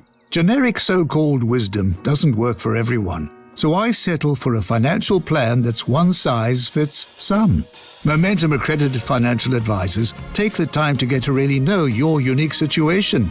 Advice meets your context. Momentum, your journey to success. Momentum is part of Momentum Group Limited, an authorized financial services and registered credit provider. You're with Clement Manyathela on 702. Let's Walk the Talk, streaming on the Prime Media Plus app. DSTV channel 856, 92.7 and 106 FM.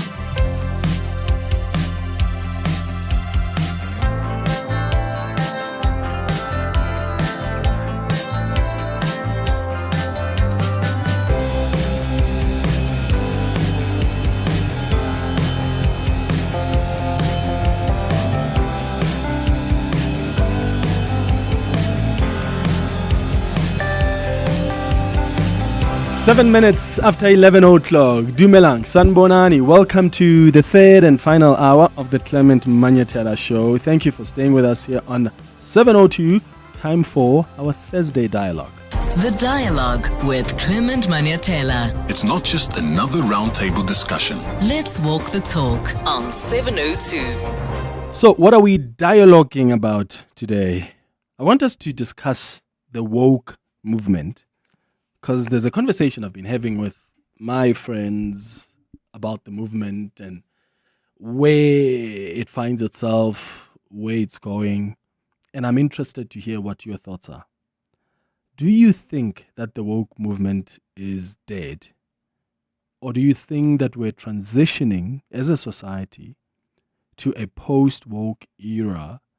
And what does that mean? Is it simply perhaps changing its form? Because there are people who believe that wokeness at some point became divisive on different issues, whether it's land, whether it's cultural identity, whether it's decolonization, the Me Too movement. And some may describe our peak of wokeness or the peak of this wokeness movement in movements such as like the Fees Must Fall or Roads Must Fall, because those were catalysts for important change, or as moments when wokeness tipped into moral rigidity, right? And I wonder whether that is what has sort of damaged, if you will, the credibility of the movement, this moral rigidity. Remember the call-outs, the cancel culture. How much damage did those have on the woke movement?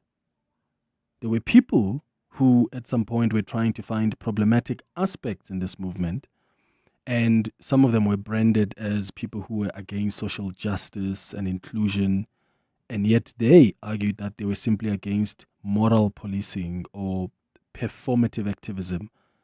Because if we are being honest, the movement, you could argue, was exploited to an extent and weaponized to an extent. So what are your thoughts? I think a growing body of research and public opinion data suggests that the momentum for certain types of woke discourse and institutions may be slowing or shifting. That's what I think. While support for many of the values tied to wokeness, like equality, inclusion, diversity, remains quite substantial. In fact, it was Chimamanda Adichie who once wrote that we have a generation of young people on social media who are so terrified of having the wrong opinions that they have robbed themselves of the opportunity to think and learn and to grow. And I wonder if you agree with that statement, because I think to an extent that is a reality for some people. So let me know what you think. Do you think wokeness seems to have sort of new defenders? Is it changing? Is it dying? Is wokeness slowly dying, or has it become more contested? You can give us a call to share your thoughts on 011-883-0702. The WhatsApp line is 072-702-1702. I've got Jamie Mighty, who's a social commentator, joining us for this conversation. We've got Gabaza Tiba, also a social commentator. We're also joined by Zuleika Patel, who is an activist, a best-selling author and speaker. Gabaza, Zuleika, Jamie, thank you so much for making time for us. And Jamie, let me just start with you, just generally what your thoughts are about the woke movement. I actually saw a clip.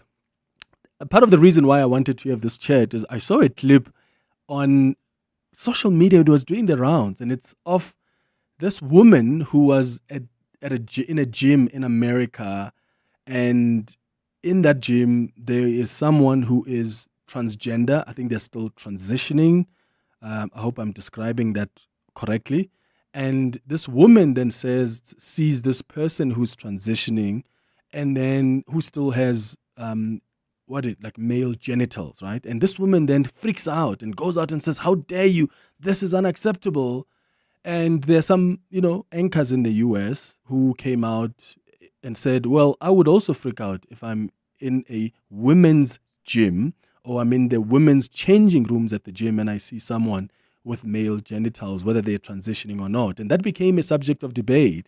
But for some reason, there was a difference in how people were debating. People were not calling for these anchors who were supporting that other woman who was freaked out to be cancelled or to be fired from work, or the debate changed. And I thought, this is interesting, because if this was like 4 years ago or 3 years ago, we would be having a completely different conversation, because there are certain groups who hold a view, whether rightly or wrongly, and sometimes when you go against what they believe or what they hold as a view, then you are somehow on the outside, and sometimes you get targeted for that.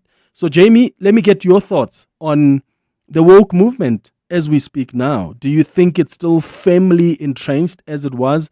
Is it dying? Is it taking a new form? What are your thoughts?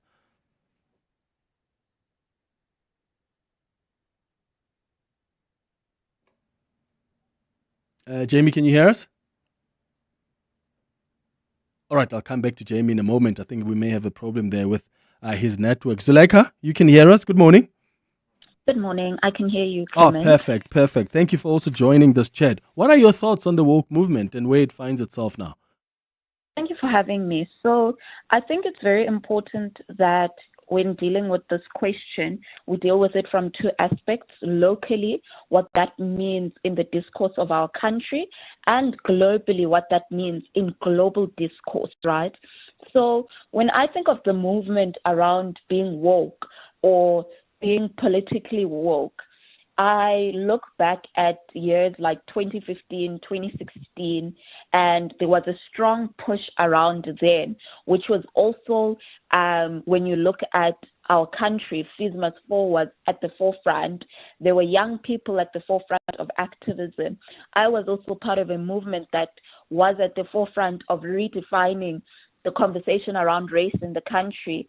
And at the time, globally in America, there was Black Lives Matter. So there was a different, stronger push around the movement around being politically woke. And it was more driven at that time by young people, Black people globally, particularly young Black women, driving conversations and steering conversations around racial equity globally, decolonization. There was a lot of vocabulary that we were also being introduced to at the time. We're being taught about things around decolonizing our vocabulary, around how we speak about ourselves, how we speak about our autonomy, how we speak about the very same things that in different movements that we are calling for, how we speak about hair. There was a strong global push around the conversations around hair at the time that was being steered by the movement of being politically woke. But I think that over the years, there's been a complete shift, even just with the term around the term being called woke. There's been a complete shift where down the line over the years, it has completely changed, especially with the rise of social media platforms like X, the rise of cancel culture, the influence of cancel culture as well, that it's made people afraid to have an opinion. And it's made so many young people afraid to think critically and have an opinion that may differ from the next person because of the fear of being cancelled, the fear of not sounding woke enough, the fear of not sounding politically correct as well. And so many people have less of an opinion that we've sort of seen from, if we just look at just 10 years ago, we've seen the movement sort of slow down. And with it slowing down, we've seen a rise in so many people being afraid to be labeled with the term woke, because after a few years, from 2015, 2016, it took a completely different shift, what that term meant, right?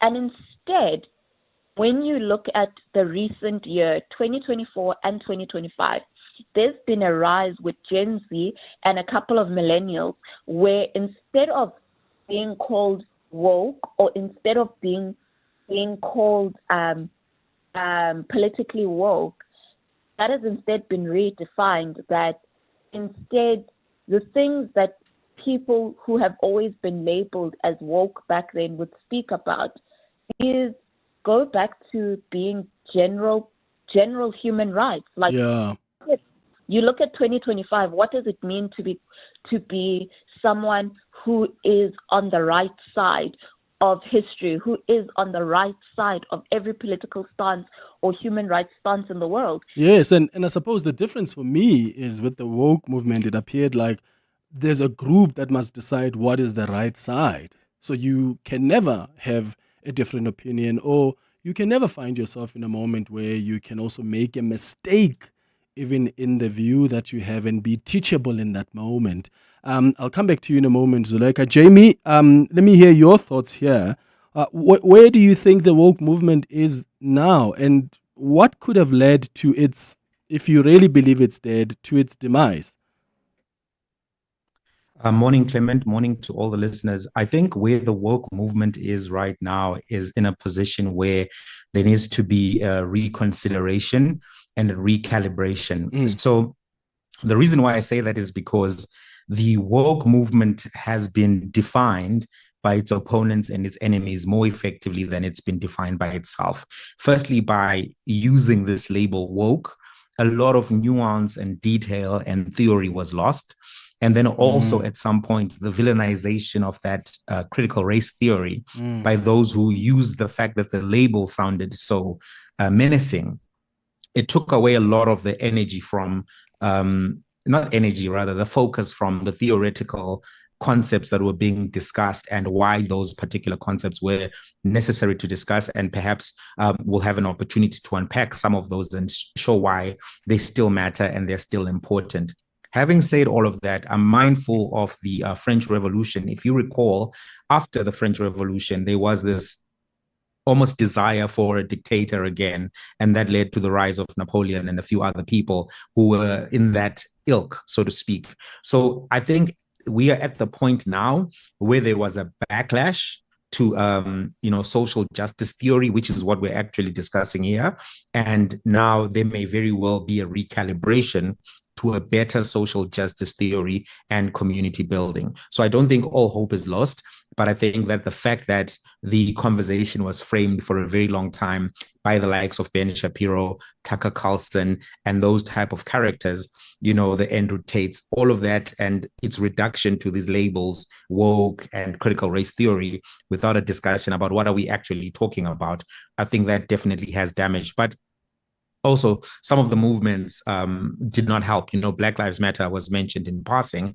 I think one of the biggest regrets of the Black Lives Matter movement is that the founders stole a lot of money. And in so doing, they allowed for criticism to come from the right to say, look at these people, they're grifters, they're thieves. And that took away from the attention around police brutality, the prison industrial complex in America, as well as the rise of these for-profit prisons, and how Black men are disproportionately affected by policing in communities. Yeah. So then the question then is, because there's no disagreement, right, Jamie, that this is a movement that was necessary. I think there was an awakening that came with that movement. There was a lot of consideration, a lot of teaching, a lot of learning that came with that. I mean, there are certain, Zuleika Patel, we know Zuleika because she was advocating for black girls to wear their natural hair the way they want to wear them without also just suppressing that and acclimatizing to the standards of what, of whiteness and what white hair or the expectations are supposed to be. How necessary do you think the movement itself was, and are you worried that as it changes its form, we may get to a point where we lose that awakening? Well, the movement was very necessary and remains necessary, Clement, because fundamentally, when we're talking about, the reason why stay woke became a buzzword and a catchphrase and this thing that permeated Black culture and the community groups which were marginalized, it was stay alert around the inequalities and iniquities that exist around you and push back against them until you reach a position of participatory parity. But stay woke, I guess, is a good abbreviation for that, right? But then as it permeated more and more of the broader lexicon, all of that got diluted. So we must remain clear about what are the things that social justice is about, right? It is about trying to get equity and equality for marginalized groups, whether they are minorities or they are majorities. But if they've been marginalized as a result of history or as a result of ideologies or political systems, that is what it's about. So it's about ending, discrimination against queer people, to use just a broad umbrella. Yeah. It's about, ending patriarchy. It's about ending the economic injustice that continues to persist in the global order, where the global south is at the bottom of the pyramid and is being extracted for minerals, while wealthy nations can build AI models and, data centers using the cobalt and the coltan and various other minerals from the DRC and using the gold from Sudan so that people in Dubai can have more jewelry. All of these things are part of social justice. And if we were to analyze the global order right now, can we realistically say, looking at it from the African perspective, that poverty is over for Black people? Can we look at it and say inequality is over? Can we look at it and say that in Africa that queer bodies have got the same recognition as everybody else? Can we look and say that there has been a marginal impact on patriarchy across Africa?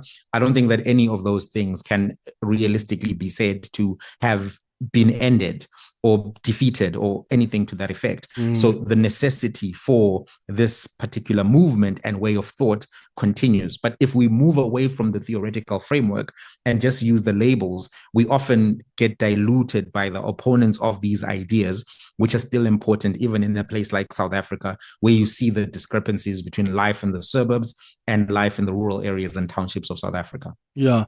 Zuleika, what do you think were some of the things that affected the movement? I indicated earlier that there is a growing body of research and I suppose public opinion data that suggests that the movement sort of is shifting in a way. But what you cannot mistake that for is the fact that the support for the many values that are tied to this movement are still there. So issues of equality, inclusion, diversity, those still remain substantial. But it's the movement itself and the way it's always been curated is changing. But I'm interested to hear from you what you think of the call-outs and the cancel culture, for instance, and whether you think, because somehow those were somehow linked to the movements. Do you think they damaged the credibility of the woke movement itself?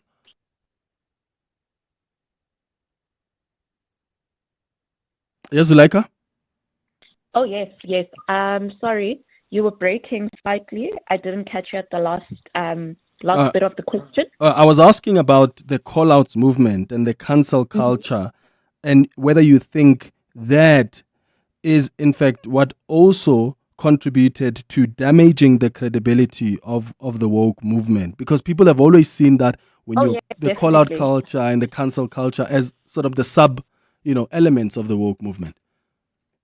Oh, definitely. I do think that contributed, which is what I mentioned earlier, that there's so many young people in our country that are afraid to have an opinion, because having an opinion, and should that opinion differ from someone else's opinion, now because the woke movement has gone in a totally different direction where it's given certain individuals the right over others to decide who is politically correct, who is politically incorrect.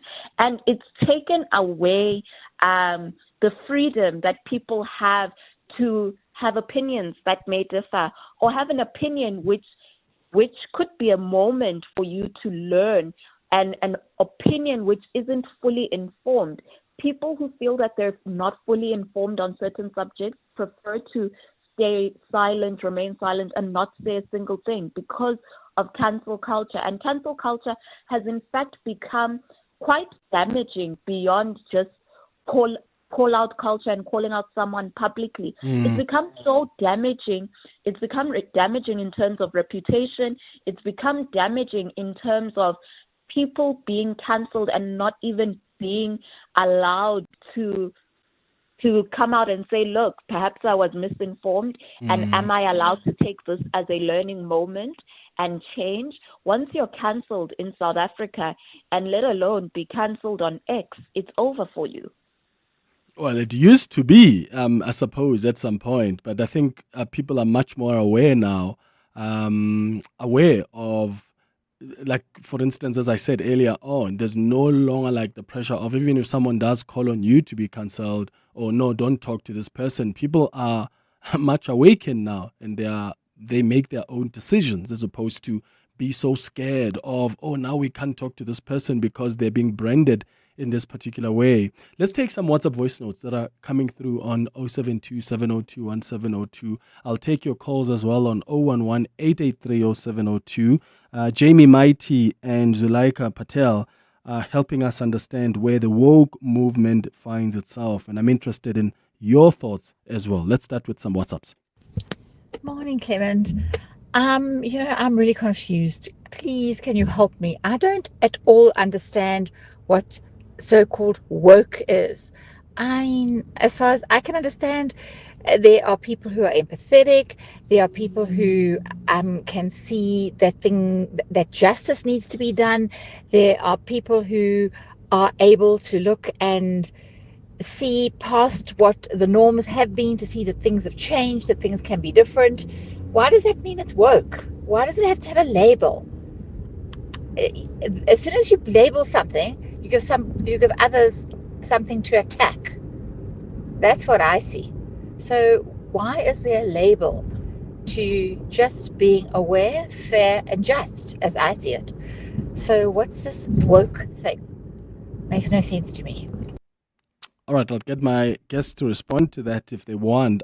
Another message on the WhatsApp line says, hi, Clement.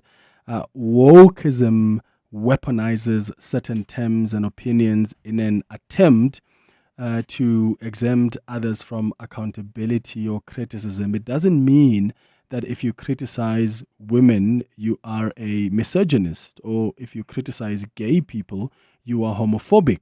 Wokeism has classified people who politically would consider themselves center as right, and hence push them to the right. That's Shafiq there on the WhatsApp line. I've got more of your WhatsApps coming through, your calls as well on 011-883-0702. What do you think of the woke movement? There's no doubt, at least in my mind, that it was necessary, but at some point it started shifting. And there are some elements that infiltrated the movement, which then really society began to wake up and open up and say, we are still committed to the ideals of what this movement is advocating for, but the call out and cancel culture it's just not happening and working out anymore. It just doesn't make sense for some people, and they started pointing that out, and that is why some people then didn't even want to be associated with the movement. What are your thoughts? Give us a call or send us a WhatsApp voice note. It's 11:30. Time for the latest in Eyewitness News headlines. Good morning. Thanks, Clement. Good morning. The Special Investigating Unit is carrying out raids in KwaZulu-Natal and Gauteng as part of its probe into the alleged theft of 161 million rand from the Unemployment Insurance Fund. Raids are underway at the UIF's Pretoria offices, along with several other locations, including office buildings and private residences. The SIU says the money was allegedly siphoned from the UIF's COVID-19 Temporary Employer-Employee Relief Scheme. A sitting of interviews for the next Director of Public Prosecutions has heard that a complaint has been lodged against one of the panelists. Today is the second day of interviews where 3 candidates will be facing questions from the advisory panel. The term of the current NPA head, Shamila Batoyi, ends next month. And the Department of Basic Education says it will communicate directly with the 7 schools as well as learners implicated in a matric exam paper leak. This after an internal investigation found anomalies during the marking process. The department discovered that the leak involved 26 matriculants from 7 schools across the country. Those are the headlines. This EWN and more at midday or as it happens. EWN Traffic. Traveling on the R24 East, we've got some delays approaching the Barber Road coming out of the Tambo interchange. Please be on the lookout there. While on the N12 as well as the R24 West, delays between Edenville Road and the Gilulis interchange. If you are traveling on the M1 South, do expect heavy traffic volumes between Carr Street and the Crown interchange. An accident has been reported there. There's also queuing traffic in Mayfair along several roads, including Amalgam, Main Reef Road, Crownwood Road, as well as Press Avenue. Please drive with care in that area. And then, of course, traveling in the city of Tshwane, we're still dealing with that accident. It's on the N1 North heading towards the Flying Saucer interchange. It is causing heavy traffic volumes coming out of Water Avenue. Please drive with care. And if you want to avoid the scene, try to use the N14 North as well as the R21 North if you are leaving the Tembisa area. That's your last traffic update from me. Otherwise, Karabujali will have your next traffic report. Stay tuned. There's more EWN on air, online, and on the EWN app. John Perlman. Weekday afternoons, 3 to 6. Is this City Power, from your understanding, is this their move to try and be less dependent on entrepreneurs? Because questions have been raised about issues of pricing, for example. So it's all very confusing, to be honest, because on the one level, there was this whole thing about this contract for 263 million that was given to 2 20-year-olds that were running the water tanker contracts in Joburg. And everyone was like, well, these people have no experience. So they have that contract. Joburg Water has not paid contractors. John Perlman. 3 to 6 on 702. Some moments only come around once, like the Audi year-end sale. Get the Audi Q2 from 9,899 per month. With no deposit, a 90-day payment break, so you only start paying next year. Plus, a guaranteed buyback. There's limited time to show up, but unlimited time to stand out in the Audi Q2. Visit audi.co.za or your nearest Audi dealer before the 24th of December. T's and C's apply. Business Outsurance are experts in business insurance for butcheries, restaurants, beauty salons, and more. Here's Gert. I definitely have peace of mind that Business Outsurance is protecting our business. I do think Business Outsurance are the best insurance company out there, and they gave us the best quotes. Switch to Business Outsurance, and you could get a massive 20% discount on your business insurance premium. Visit outsurance.co.za. Switch and save today. Licensed insurer and FSP. TCs and information online. To walk the talk is to turn words into meaningful actions. And it's what we at 702 are committed to doing every day. We are also committed to following the rules set out by the Broadcasting Complaints Commission's Code of Conduct. To give you balanced programming, fair comments, and accurate news. But if we stumble along the way and you feel we are not living up to the code, let us know on comment@702.co.za. And if after that you're still not happy, you can direct your complaint in writing to the Broadcasting Complaints Commission. Email bccsa@nabsa.co.za. For more, visit bccsa.co.za. The Dialogue with Clement Manyathela. It's not just another roundtable discussion. Let's walk the talk on 702. It's 25 minutes before 12 o'clock. We're having a conversation on our Thursday dialogue this morning about the idea of the woke movement. Do you think that it's dead? Do you think that it's changing? Are we transitioning as a society to a post-woke era? There are people who do not want an association with the movement, but they say they are support for many of the values tied to wokeness, whether it's equality, whether it's inclusion, diversity, those remain substantial for them. What are the lessons also from the woke movement? What have you picked up as things we can learn from as we transition as a society? Give us a call on 011-883-0702. Your WhatsApp's on 072-702-1702. Let's start with calls. Haupalelwi, you're calling us from Rosebank. Good morning. Hi, Clement. Hi, it's Hao. Hey, Hao. Hey, my friend. Listen, as a proud 1K and fellow member of the woke movement, I'm struggling to think of wokeness as a movement, but rather as a term we used during the time that we were championing your fees must fall and feminism and so on. And I don't think that is dying. I think we're still socially conscious, but I think we need to think about it in the context of a generation. That generation, we are now parents. We are now in institutions and in organizations where we are still trying to push the same ideals we had when we were still students, when we were still younger. And I think the term in itself was just used to mean, awake. I think the young people of today, Boma 2K, are taking on the bait. And I mean, we all were changing our profile pictures to purple. And I would like to say that as much as Women for Change is led by some 1Ks, I'm using it as an example. There's a lot of 2K activism that came out of that. I mean, I remember I was organizing one of the events and the gathering. And I said to these young people, I said, you know what? I'm going to sit down. I'm not going to say a lot. It's your turn. It's your time to champion these things now. You are taking on the bait. And so I think the woke as a term and the movement in itself, is something that is in the constant context of a generation. So I think our generation has stopped calling ourselves woke because we're older, we're more socially conscious, and we are moving on from the term, but we're not moving on from the ideals. And these young people are coming up with new things and new ways of saying things, but with the same literally ideals that they have. That's just my view on it. Yeah. What do you think are the lessons, how from even as someone who participated directly within, of course, that sort of movement, if you will? What do you think are the lessons from there? Because part of what has been raised as problematic traits of that movement was like the cancel culture, the call-outs. There's no space for people to make mistakes. If someone's tweets somehow appear from 30 years ago, we say, that person must be cancelled, whether they take accountability or not. What do you think are the lessons we must take? Because the movement itself was necessary. That era was necessary, and it opened many people's eyes. It can change its form, but we can take lessons and say, how do we move forward? What are your thoughts? My thoughts is like what you spoke about. I had to learn a lot myself about what the difference is between calling out and calling in, and what that looks like. But also, I think realizing that this type of movement needs to have its own set of integrity and own set of rules.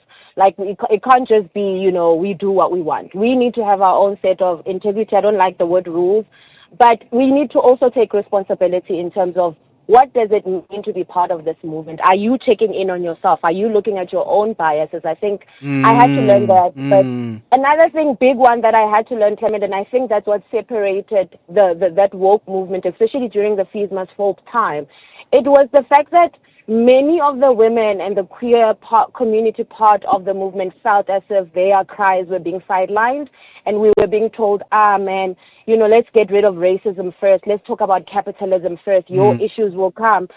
I think what I learned from that was the issues matter all at the same time. We can fight patriarchy and racism all at once. Absolutely. You can walk and chew at the same time. How? Always appreciate your incredible insights. Thank you for calling in.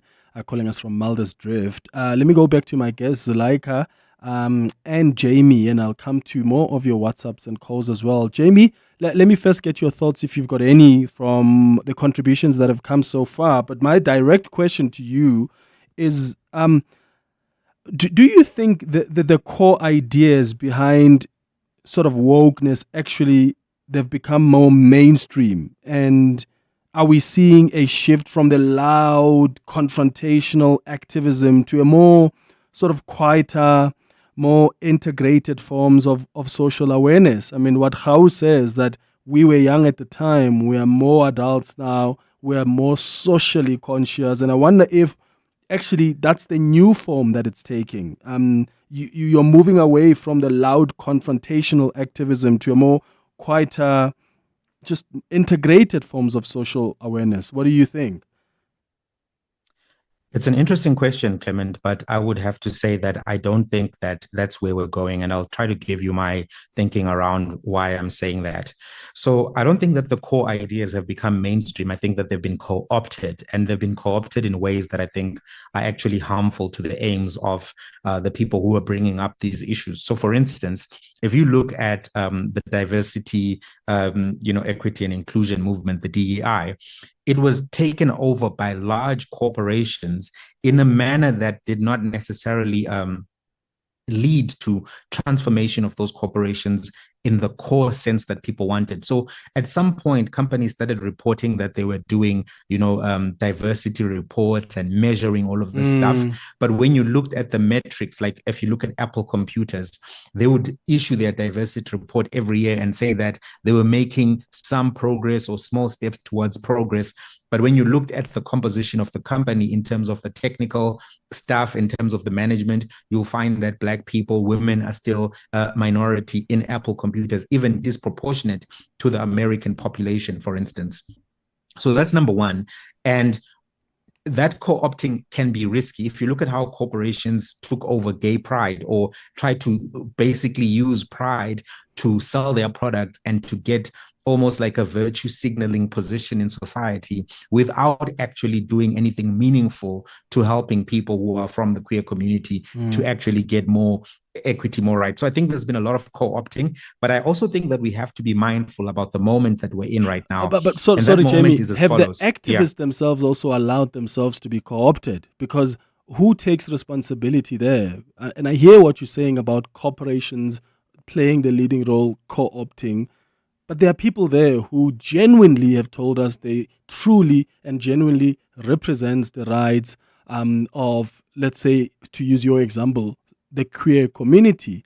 So do we then place the blame on the big corporations, or do we place the blame on the activists who have claimed to genuinely represent the rights of queer, but as soon as corporates come in, then that begins to shift because there's money on the table? Yeah, professional activism has always been a very dangerous thing. And I think one of the mistakes was to actually allow for celebrity influencers and people who become activists and take money from corporations and entities, because it's always easy to buy out one person. I think another mistake that was made is that many of the movements were leaderless. And because they were leaderless, there were no political structures in the historical sense of the word to keep things accountable and to keep core values core, if that makes any sense. And part of that came from the frustration with politicians and politics as usual, but the baby was thrown out with the bathwater. You use a movement like Fees Must Fall. There was no structuring, no archiving, no real cementing of the demands. So 2 years or 3 years after the fact, WITS could actually reverse many of the concessions that they had made to students around access to the institutions. And it's almost basically where it was in 2015 when the movement started, and we're now 10 years later. So I think that was some of it, Clement, and I think it caused a great damage. We should never have had those types of things. But so what I would say is the activists who then went and took the money should be looked at in certain ways, particularly where they were justifying and allowing corporations to hijack communities and movements for the purposes of making those corporations look good, not necessarily for the purposes of changing the fundamentals of those structures. Look at Silicon Valley right now. All of them were under DEI, Clement. They were all saying that they believe in this stuff. But if you were to ask Google, Apple, Facebook, any of the FANG companies, and even NVIDIA and these new ones, how diverse are they now in 2025 after Black Lives Matter? Those numbers have barely moved, but they used the last 5 or 6 years to keep branding themselves as doing that. But now the other thing I just wanted to quickly mention is that our political reality right now shows that we still need this type of collectivization. We have an authoritarian world, which is increasingly becoming more authoritarian. We have a manosphere, which is increasingly becoming more toxic. And we've lost some of the core values of Ubuntu, which is why sometimes when people are trying to come together to build intersectional movements, you have some people not recognizing the humanity of other people who are either trying to be allies or trying to support the movement. All of that can lead to harm for the aims and objectives of the movement. Zuleika, let me bring you in here with your own thoughts. What do you think of professional activism? Because I think that's part of what sometimes affects even the credibility of, even movements like, the woke movement, because let's say, Jamie used an example of big corporations who get involved in Pride, for instance. So there's a questioning we need to do as well on people who are advocates, who are activists, who are okay to be genuine activists, who are pushing for these social issues, rightly so. But as soon as there's money on the table, they're willing to have different conversations because, they're human beings who also want to benefit in some way. Is that part of what sometimes affects then these issues that are being advocated for and the movement? Yes, truly, absolutely. That does affect movements. And I think it also always comes down to the fact that it's a question of morality, and it's a question around individuals and where your moral compass is located. Because at the end of the day, when you ask the question about professional activism and whether it begins to water down movements when people accept money, I'll say it outright that firstly, there is nothing wrong with accepting money. What becomes the problem is where you accept the money, because at the end of the day, the hand that feeds you is the hand that controls you. And so at the end of the day, the problem starts to arise when you are accepting money from co-ops to movements, and then suddenly that changes your activism, and that changes your stance, and that changes where you stand on matters of social justice. And that's where the problem is, because we also have to be frank that changing the world is not something that you can do free. You need funding. You can't even. Movements need funding. Activists need funding behind their work. We live in a capitalist world where you need money to want to change the world and also bring about any community change. I'm just checking if you can still hear me clearly. Yeah, we can, Zuleika. Yes, we can. So, yes, as I'm saying, you need money for community work. You need funding behind that. And so you always have to deal with this question around where is your moral compass as an individual, because it's a very important question around where your moral compass is located as an individual. Because if you are an activist that stands for, I'm going to make an example, that stands for a movement against gender-based violence, and gender-based violence, and you're dealing with gender-based violence in terms of femicide, in terms of, trigger warning rape, in terms of violence against queer individuals, and then you go and accept money from funders that are known to be homophobic, you are going against your movement, and that will instead completely change your movement. And for example, if we look at activists like Malala, for example, certain people align themselves with certain individuals who fund their work, and then it completely changes how they use their voices. So at the end of the day, it boils down to where is your moral compass located as an individual, because there is nothing wrong with wanting to be remunerated for speaking or whatever service that you would offer, and that instead continues to fund the passion for your activism, and that funds your activism work. But the problem comes where it begins to be at a conflict with your moral compass and what you stood for initially. Got it. Here's some WhatsApp voice notes that have come through on 072-702-1702. Hi, Clement. I think you're conflating the cancel culture / call-out culture with wokeness. Wokeness has always been around. The Black consciousness movement of the 1960s and 70s, the Pan-Africanist movement in the 50s and onwards, all those movements were anchored around wokeness. What you say put people off is not the wokeness, because you say the concept that wokeness promotes are still there. What has shifted is people's support for people getting cancelled for having different views. But the core of the wokeness, the equality, the decolonization, and all other associated efforts are still there, and I would argue being strongly pursued. 100%. How here from the East Rand. Hello, I'm Clement, and hello to all your guests and all the listeners. So, my interpretation of woke is it was never intended to be a movement. It was a verb. It was actually a verb. It was a word that means you are aware, and awake to what's happening around you, to people around you. So it became a movement because people started labeling woke people as the woke gang, and it was positive and negative, so in terms of being woke, it's something that will always be there. If you're aware and you are awake to what's happening around you, to what's happening to other people, the things that affect the people in this world, then you're woke. If you have an opinion about what's happening in Israel and Palestine, and you can see the injustices that are happening around the world, then you are woke. It was never a movement, according to my understanding and interpretation. 9 minutes before 12. Aubrey Masango. Weekday evenings, 8 to midnight. The conversation around protection of whistleblowers continues. Not all whistleblowers are entirely innocent. Some whistleblowers are disgruntled participants in some of the crimes that they are now blowing the whistle about. Not all whistleblowers, I would argue, deserve the same kind of protection. I argue that you can't compare Babita Diokara with a Marius van der Merwe. They are not of the same fabric, morally speaking, ethically speaking. Aubrey Masango. 8 to midnight on 702. 702.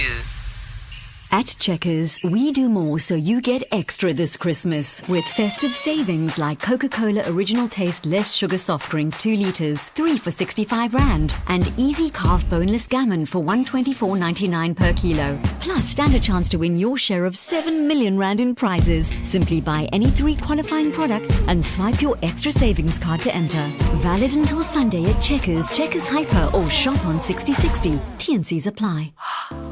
It's amazing what Help can do. Help can take you from smart money moves to smart gadgets and household must-haves. With an FNB Premier Credit or Fusion card, get up to 40% back in e-bucks on devices and appliances.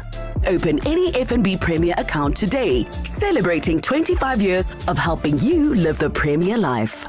FNB, help changes everything. TC's earn rules apply while stocks last. FNB, a division of First Rand Bank Limited, an authorized financial services and credit provider. The Dialogue with Clement Manyathela. It's not just another roundtable discussion. Let's walk the talk on 702. 7 minutes before 12 o'clock, we're wrapping up our conversation around wokeness and is it a movement, is it not? And I take what you're saying. In fact, especially the recent voice notes that came up now around wokeness has always been there. The Black consciousness movement, and maybe this generation took up different social issues or advocated for specific social issues that may have been advocated for before or that were new, and they brought those into the arena. Jamie, you mentioned something about, because I'm interested in the rise of the new right and Trump's second term and how that has reshaped the public appetite for woke politics. Yeah, look, I think that what we are seeing now is that we're in the middle of a backlash to the social justice movement broadly, if we're trying to be all-encompassing and avoid a problematic label or a label that has become problematized, even though it was a verb, as was described by the caller. I think if you look at Zohan Mamdani and the discussions around affordability, which are happening in New York, you're beginning to see a resurgence in some of the economic thinking around why exactly it was that certain issues were being raised in the manner that they were by, scholars and academics and activists on the ground. So I think we are beginning to see that. But at the same time that we're beginning to see that, we're still very early in the Trump administration.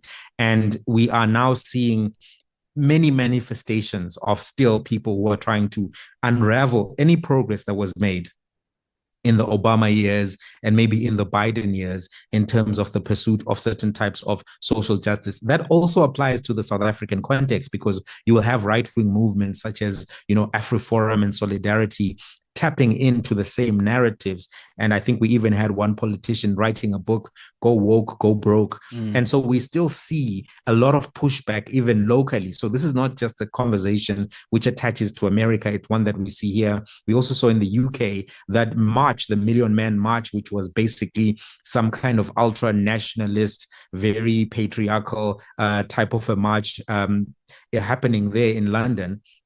And if you pay attention to those trends, you look at characters like Elon Musk and look at other people who are dominating the AI space right now, there is a very big pushback. But I think that people on the ground are beginning to appreciate that they need to actually do more to get the ideas which were behind this label woke back into circulation, and to talk more about late capitalism and some of the impacts and the need for redistribution, recognition, and progress that basically we can all put under that label of progressivism, if you will. Yeah. Oh, Jamie Mighty and Zuleika Patel, let me thank both of you for making time for us. This was such a lovely conversation. I really enjoyed it. I really appreciate your time. It's 3 minutes before 12. Business Outsurance are experts in business insurance for real estate agencies, law firms, computer services, and more. Jacqueline? We saved a lot of money when we switched over from another insurance company to Business Outsurance. We've had some claims and they were friendly and efficient and paid out when they promised. Switch to Business Outsurance and you could get a massive 20% discount on your business insurance premium. Visit outsurance.co.za. Switch and save today. Licensed insurer and FSP. TCs and information online. Brush, stroke, paint, color, protect, and admire. From roof paint to exterior textures and interior silk, Warrior Paints has it all. The product range and stylish colors are amazing. And what's more, Warrior Paints has crushed prices for incredible savings. Enjoy that good old-fashioned personal service you deserve. For price, quality, variety, and service, Warrior Paints is streets ahead. Warrior Paints. Affordable, lasting luxury. Coming up on the Midday Report with Mandy Wiener. Hello, Mandy Wiener. Hello, Clement Manyathela. How are you doing? I'm well, thank you. Good. We're almost I was ready there. to get into it. Yeah, you can get into it now. The Department of Basic Education has picked up a breach in the matric exams. So what's going on? Are there papers that were leaked? It sounds like there were papers that were leaked from the center Okay. where the exams were set. And these were shared amongst students at 7 schools. So the markers probably picked up They in the picked answers. up similar answers. Oh my goodness. Yeah. Oh, and you know, I was explaining to the listeners how complicated this gets, because when I was in matric, we faced the same scandal in Mpumalanga, the region where I come from. There was a breach. An exam paper was leaked.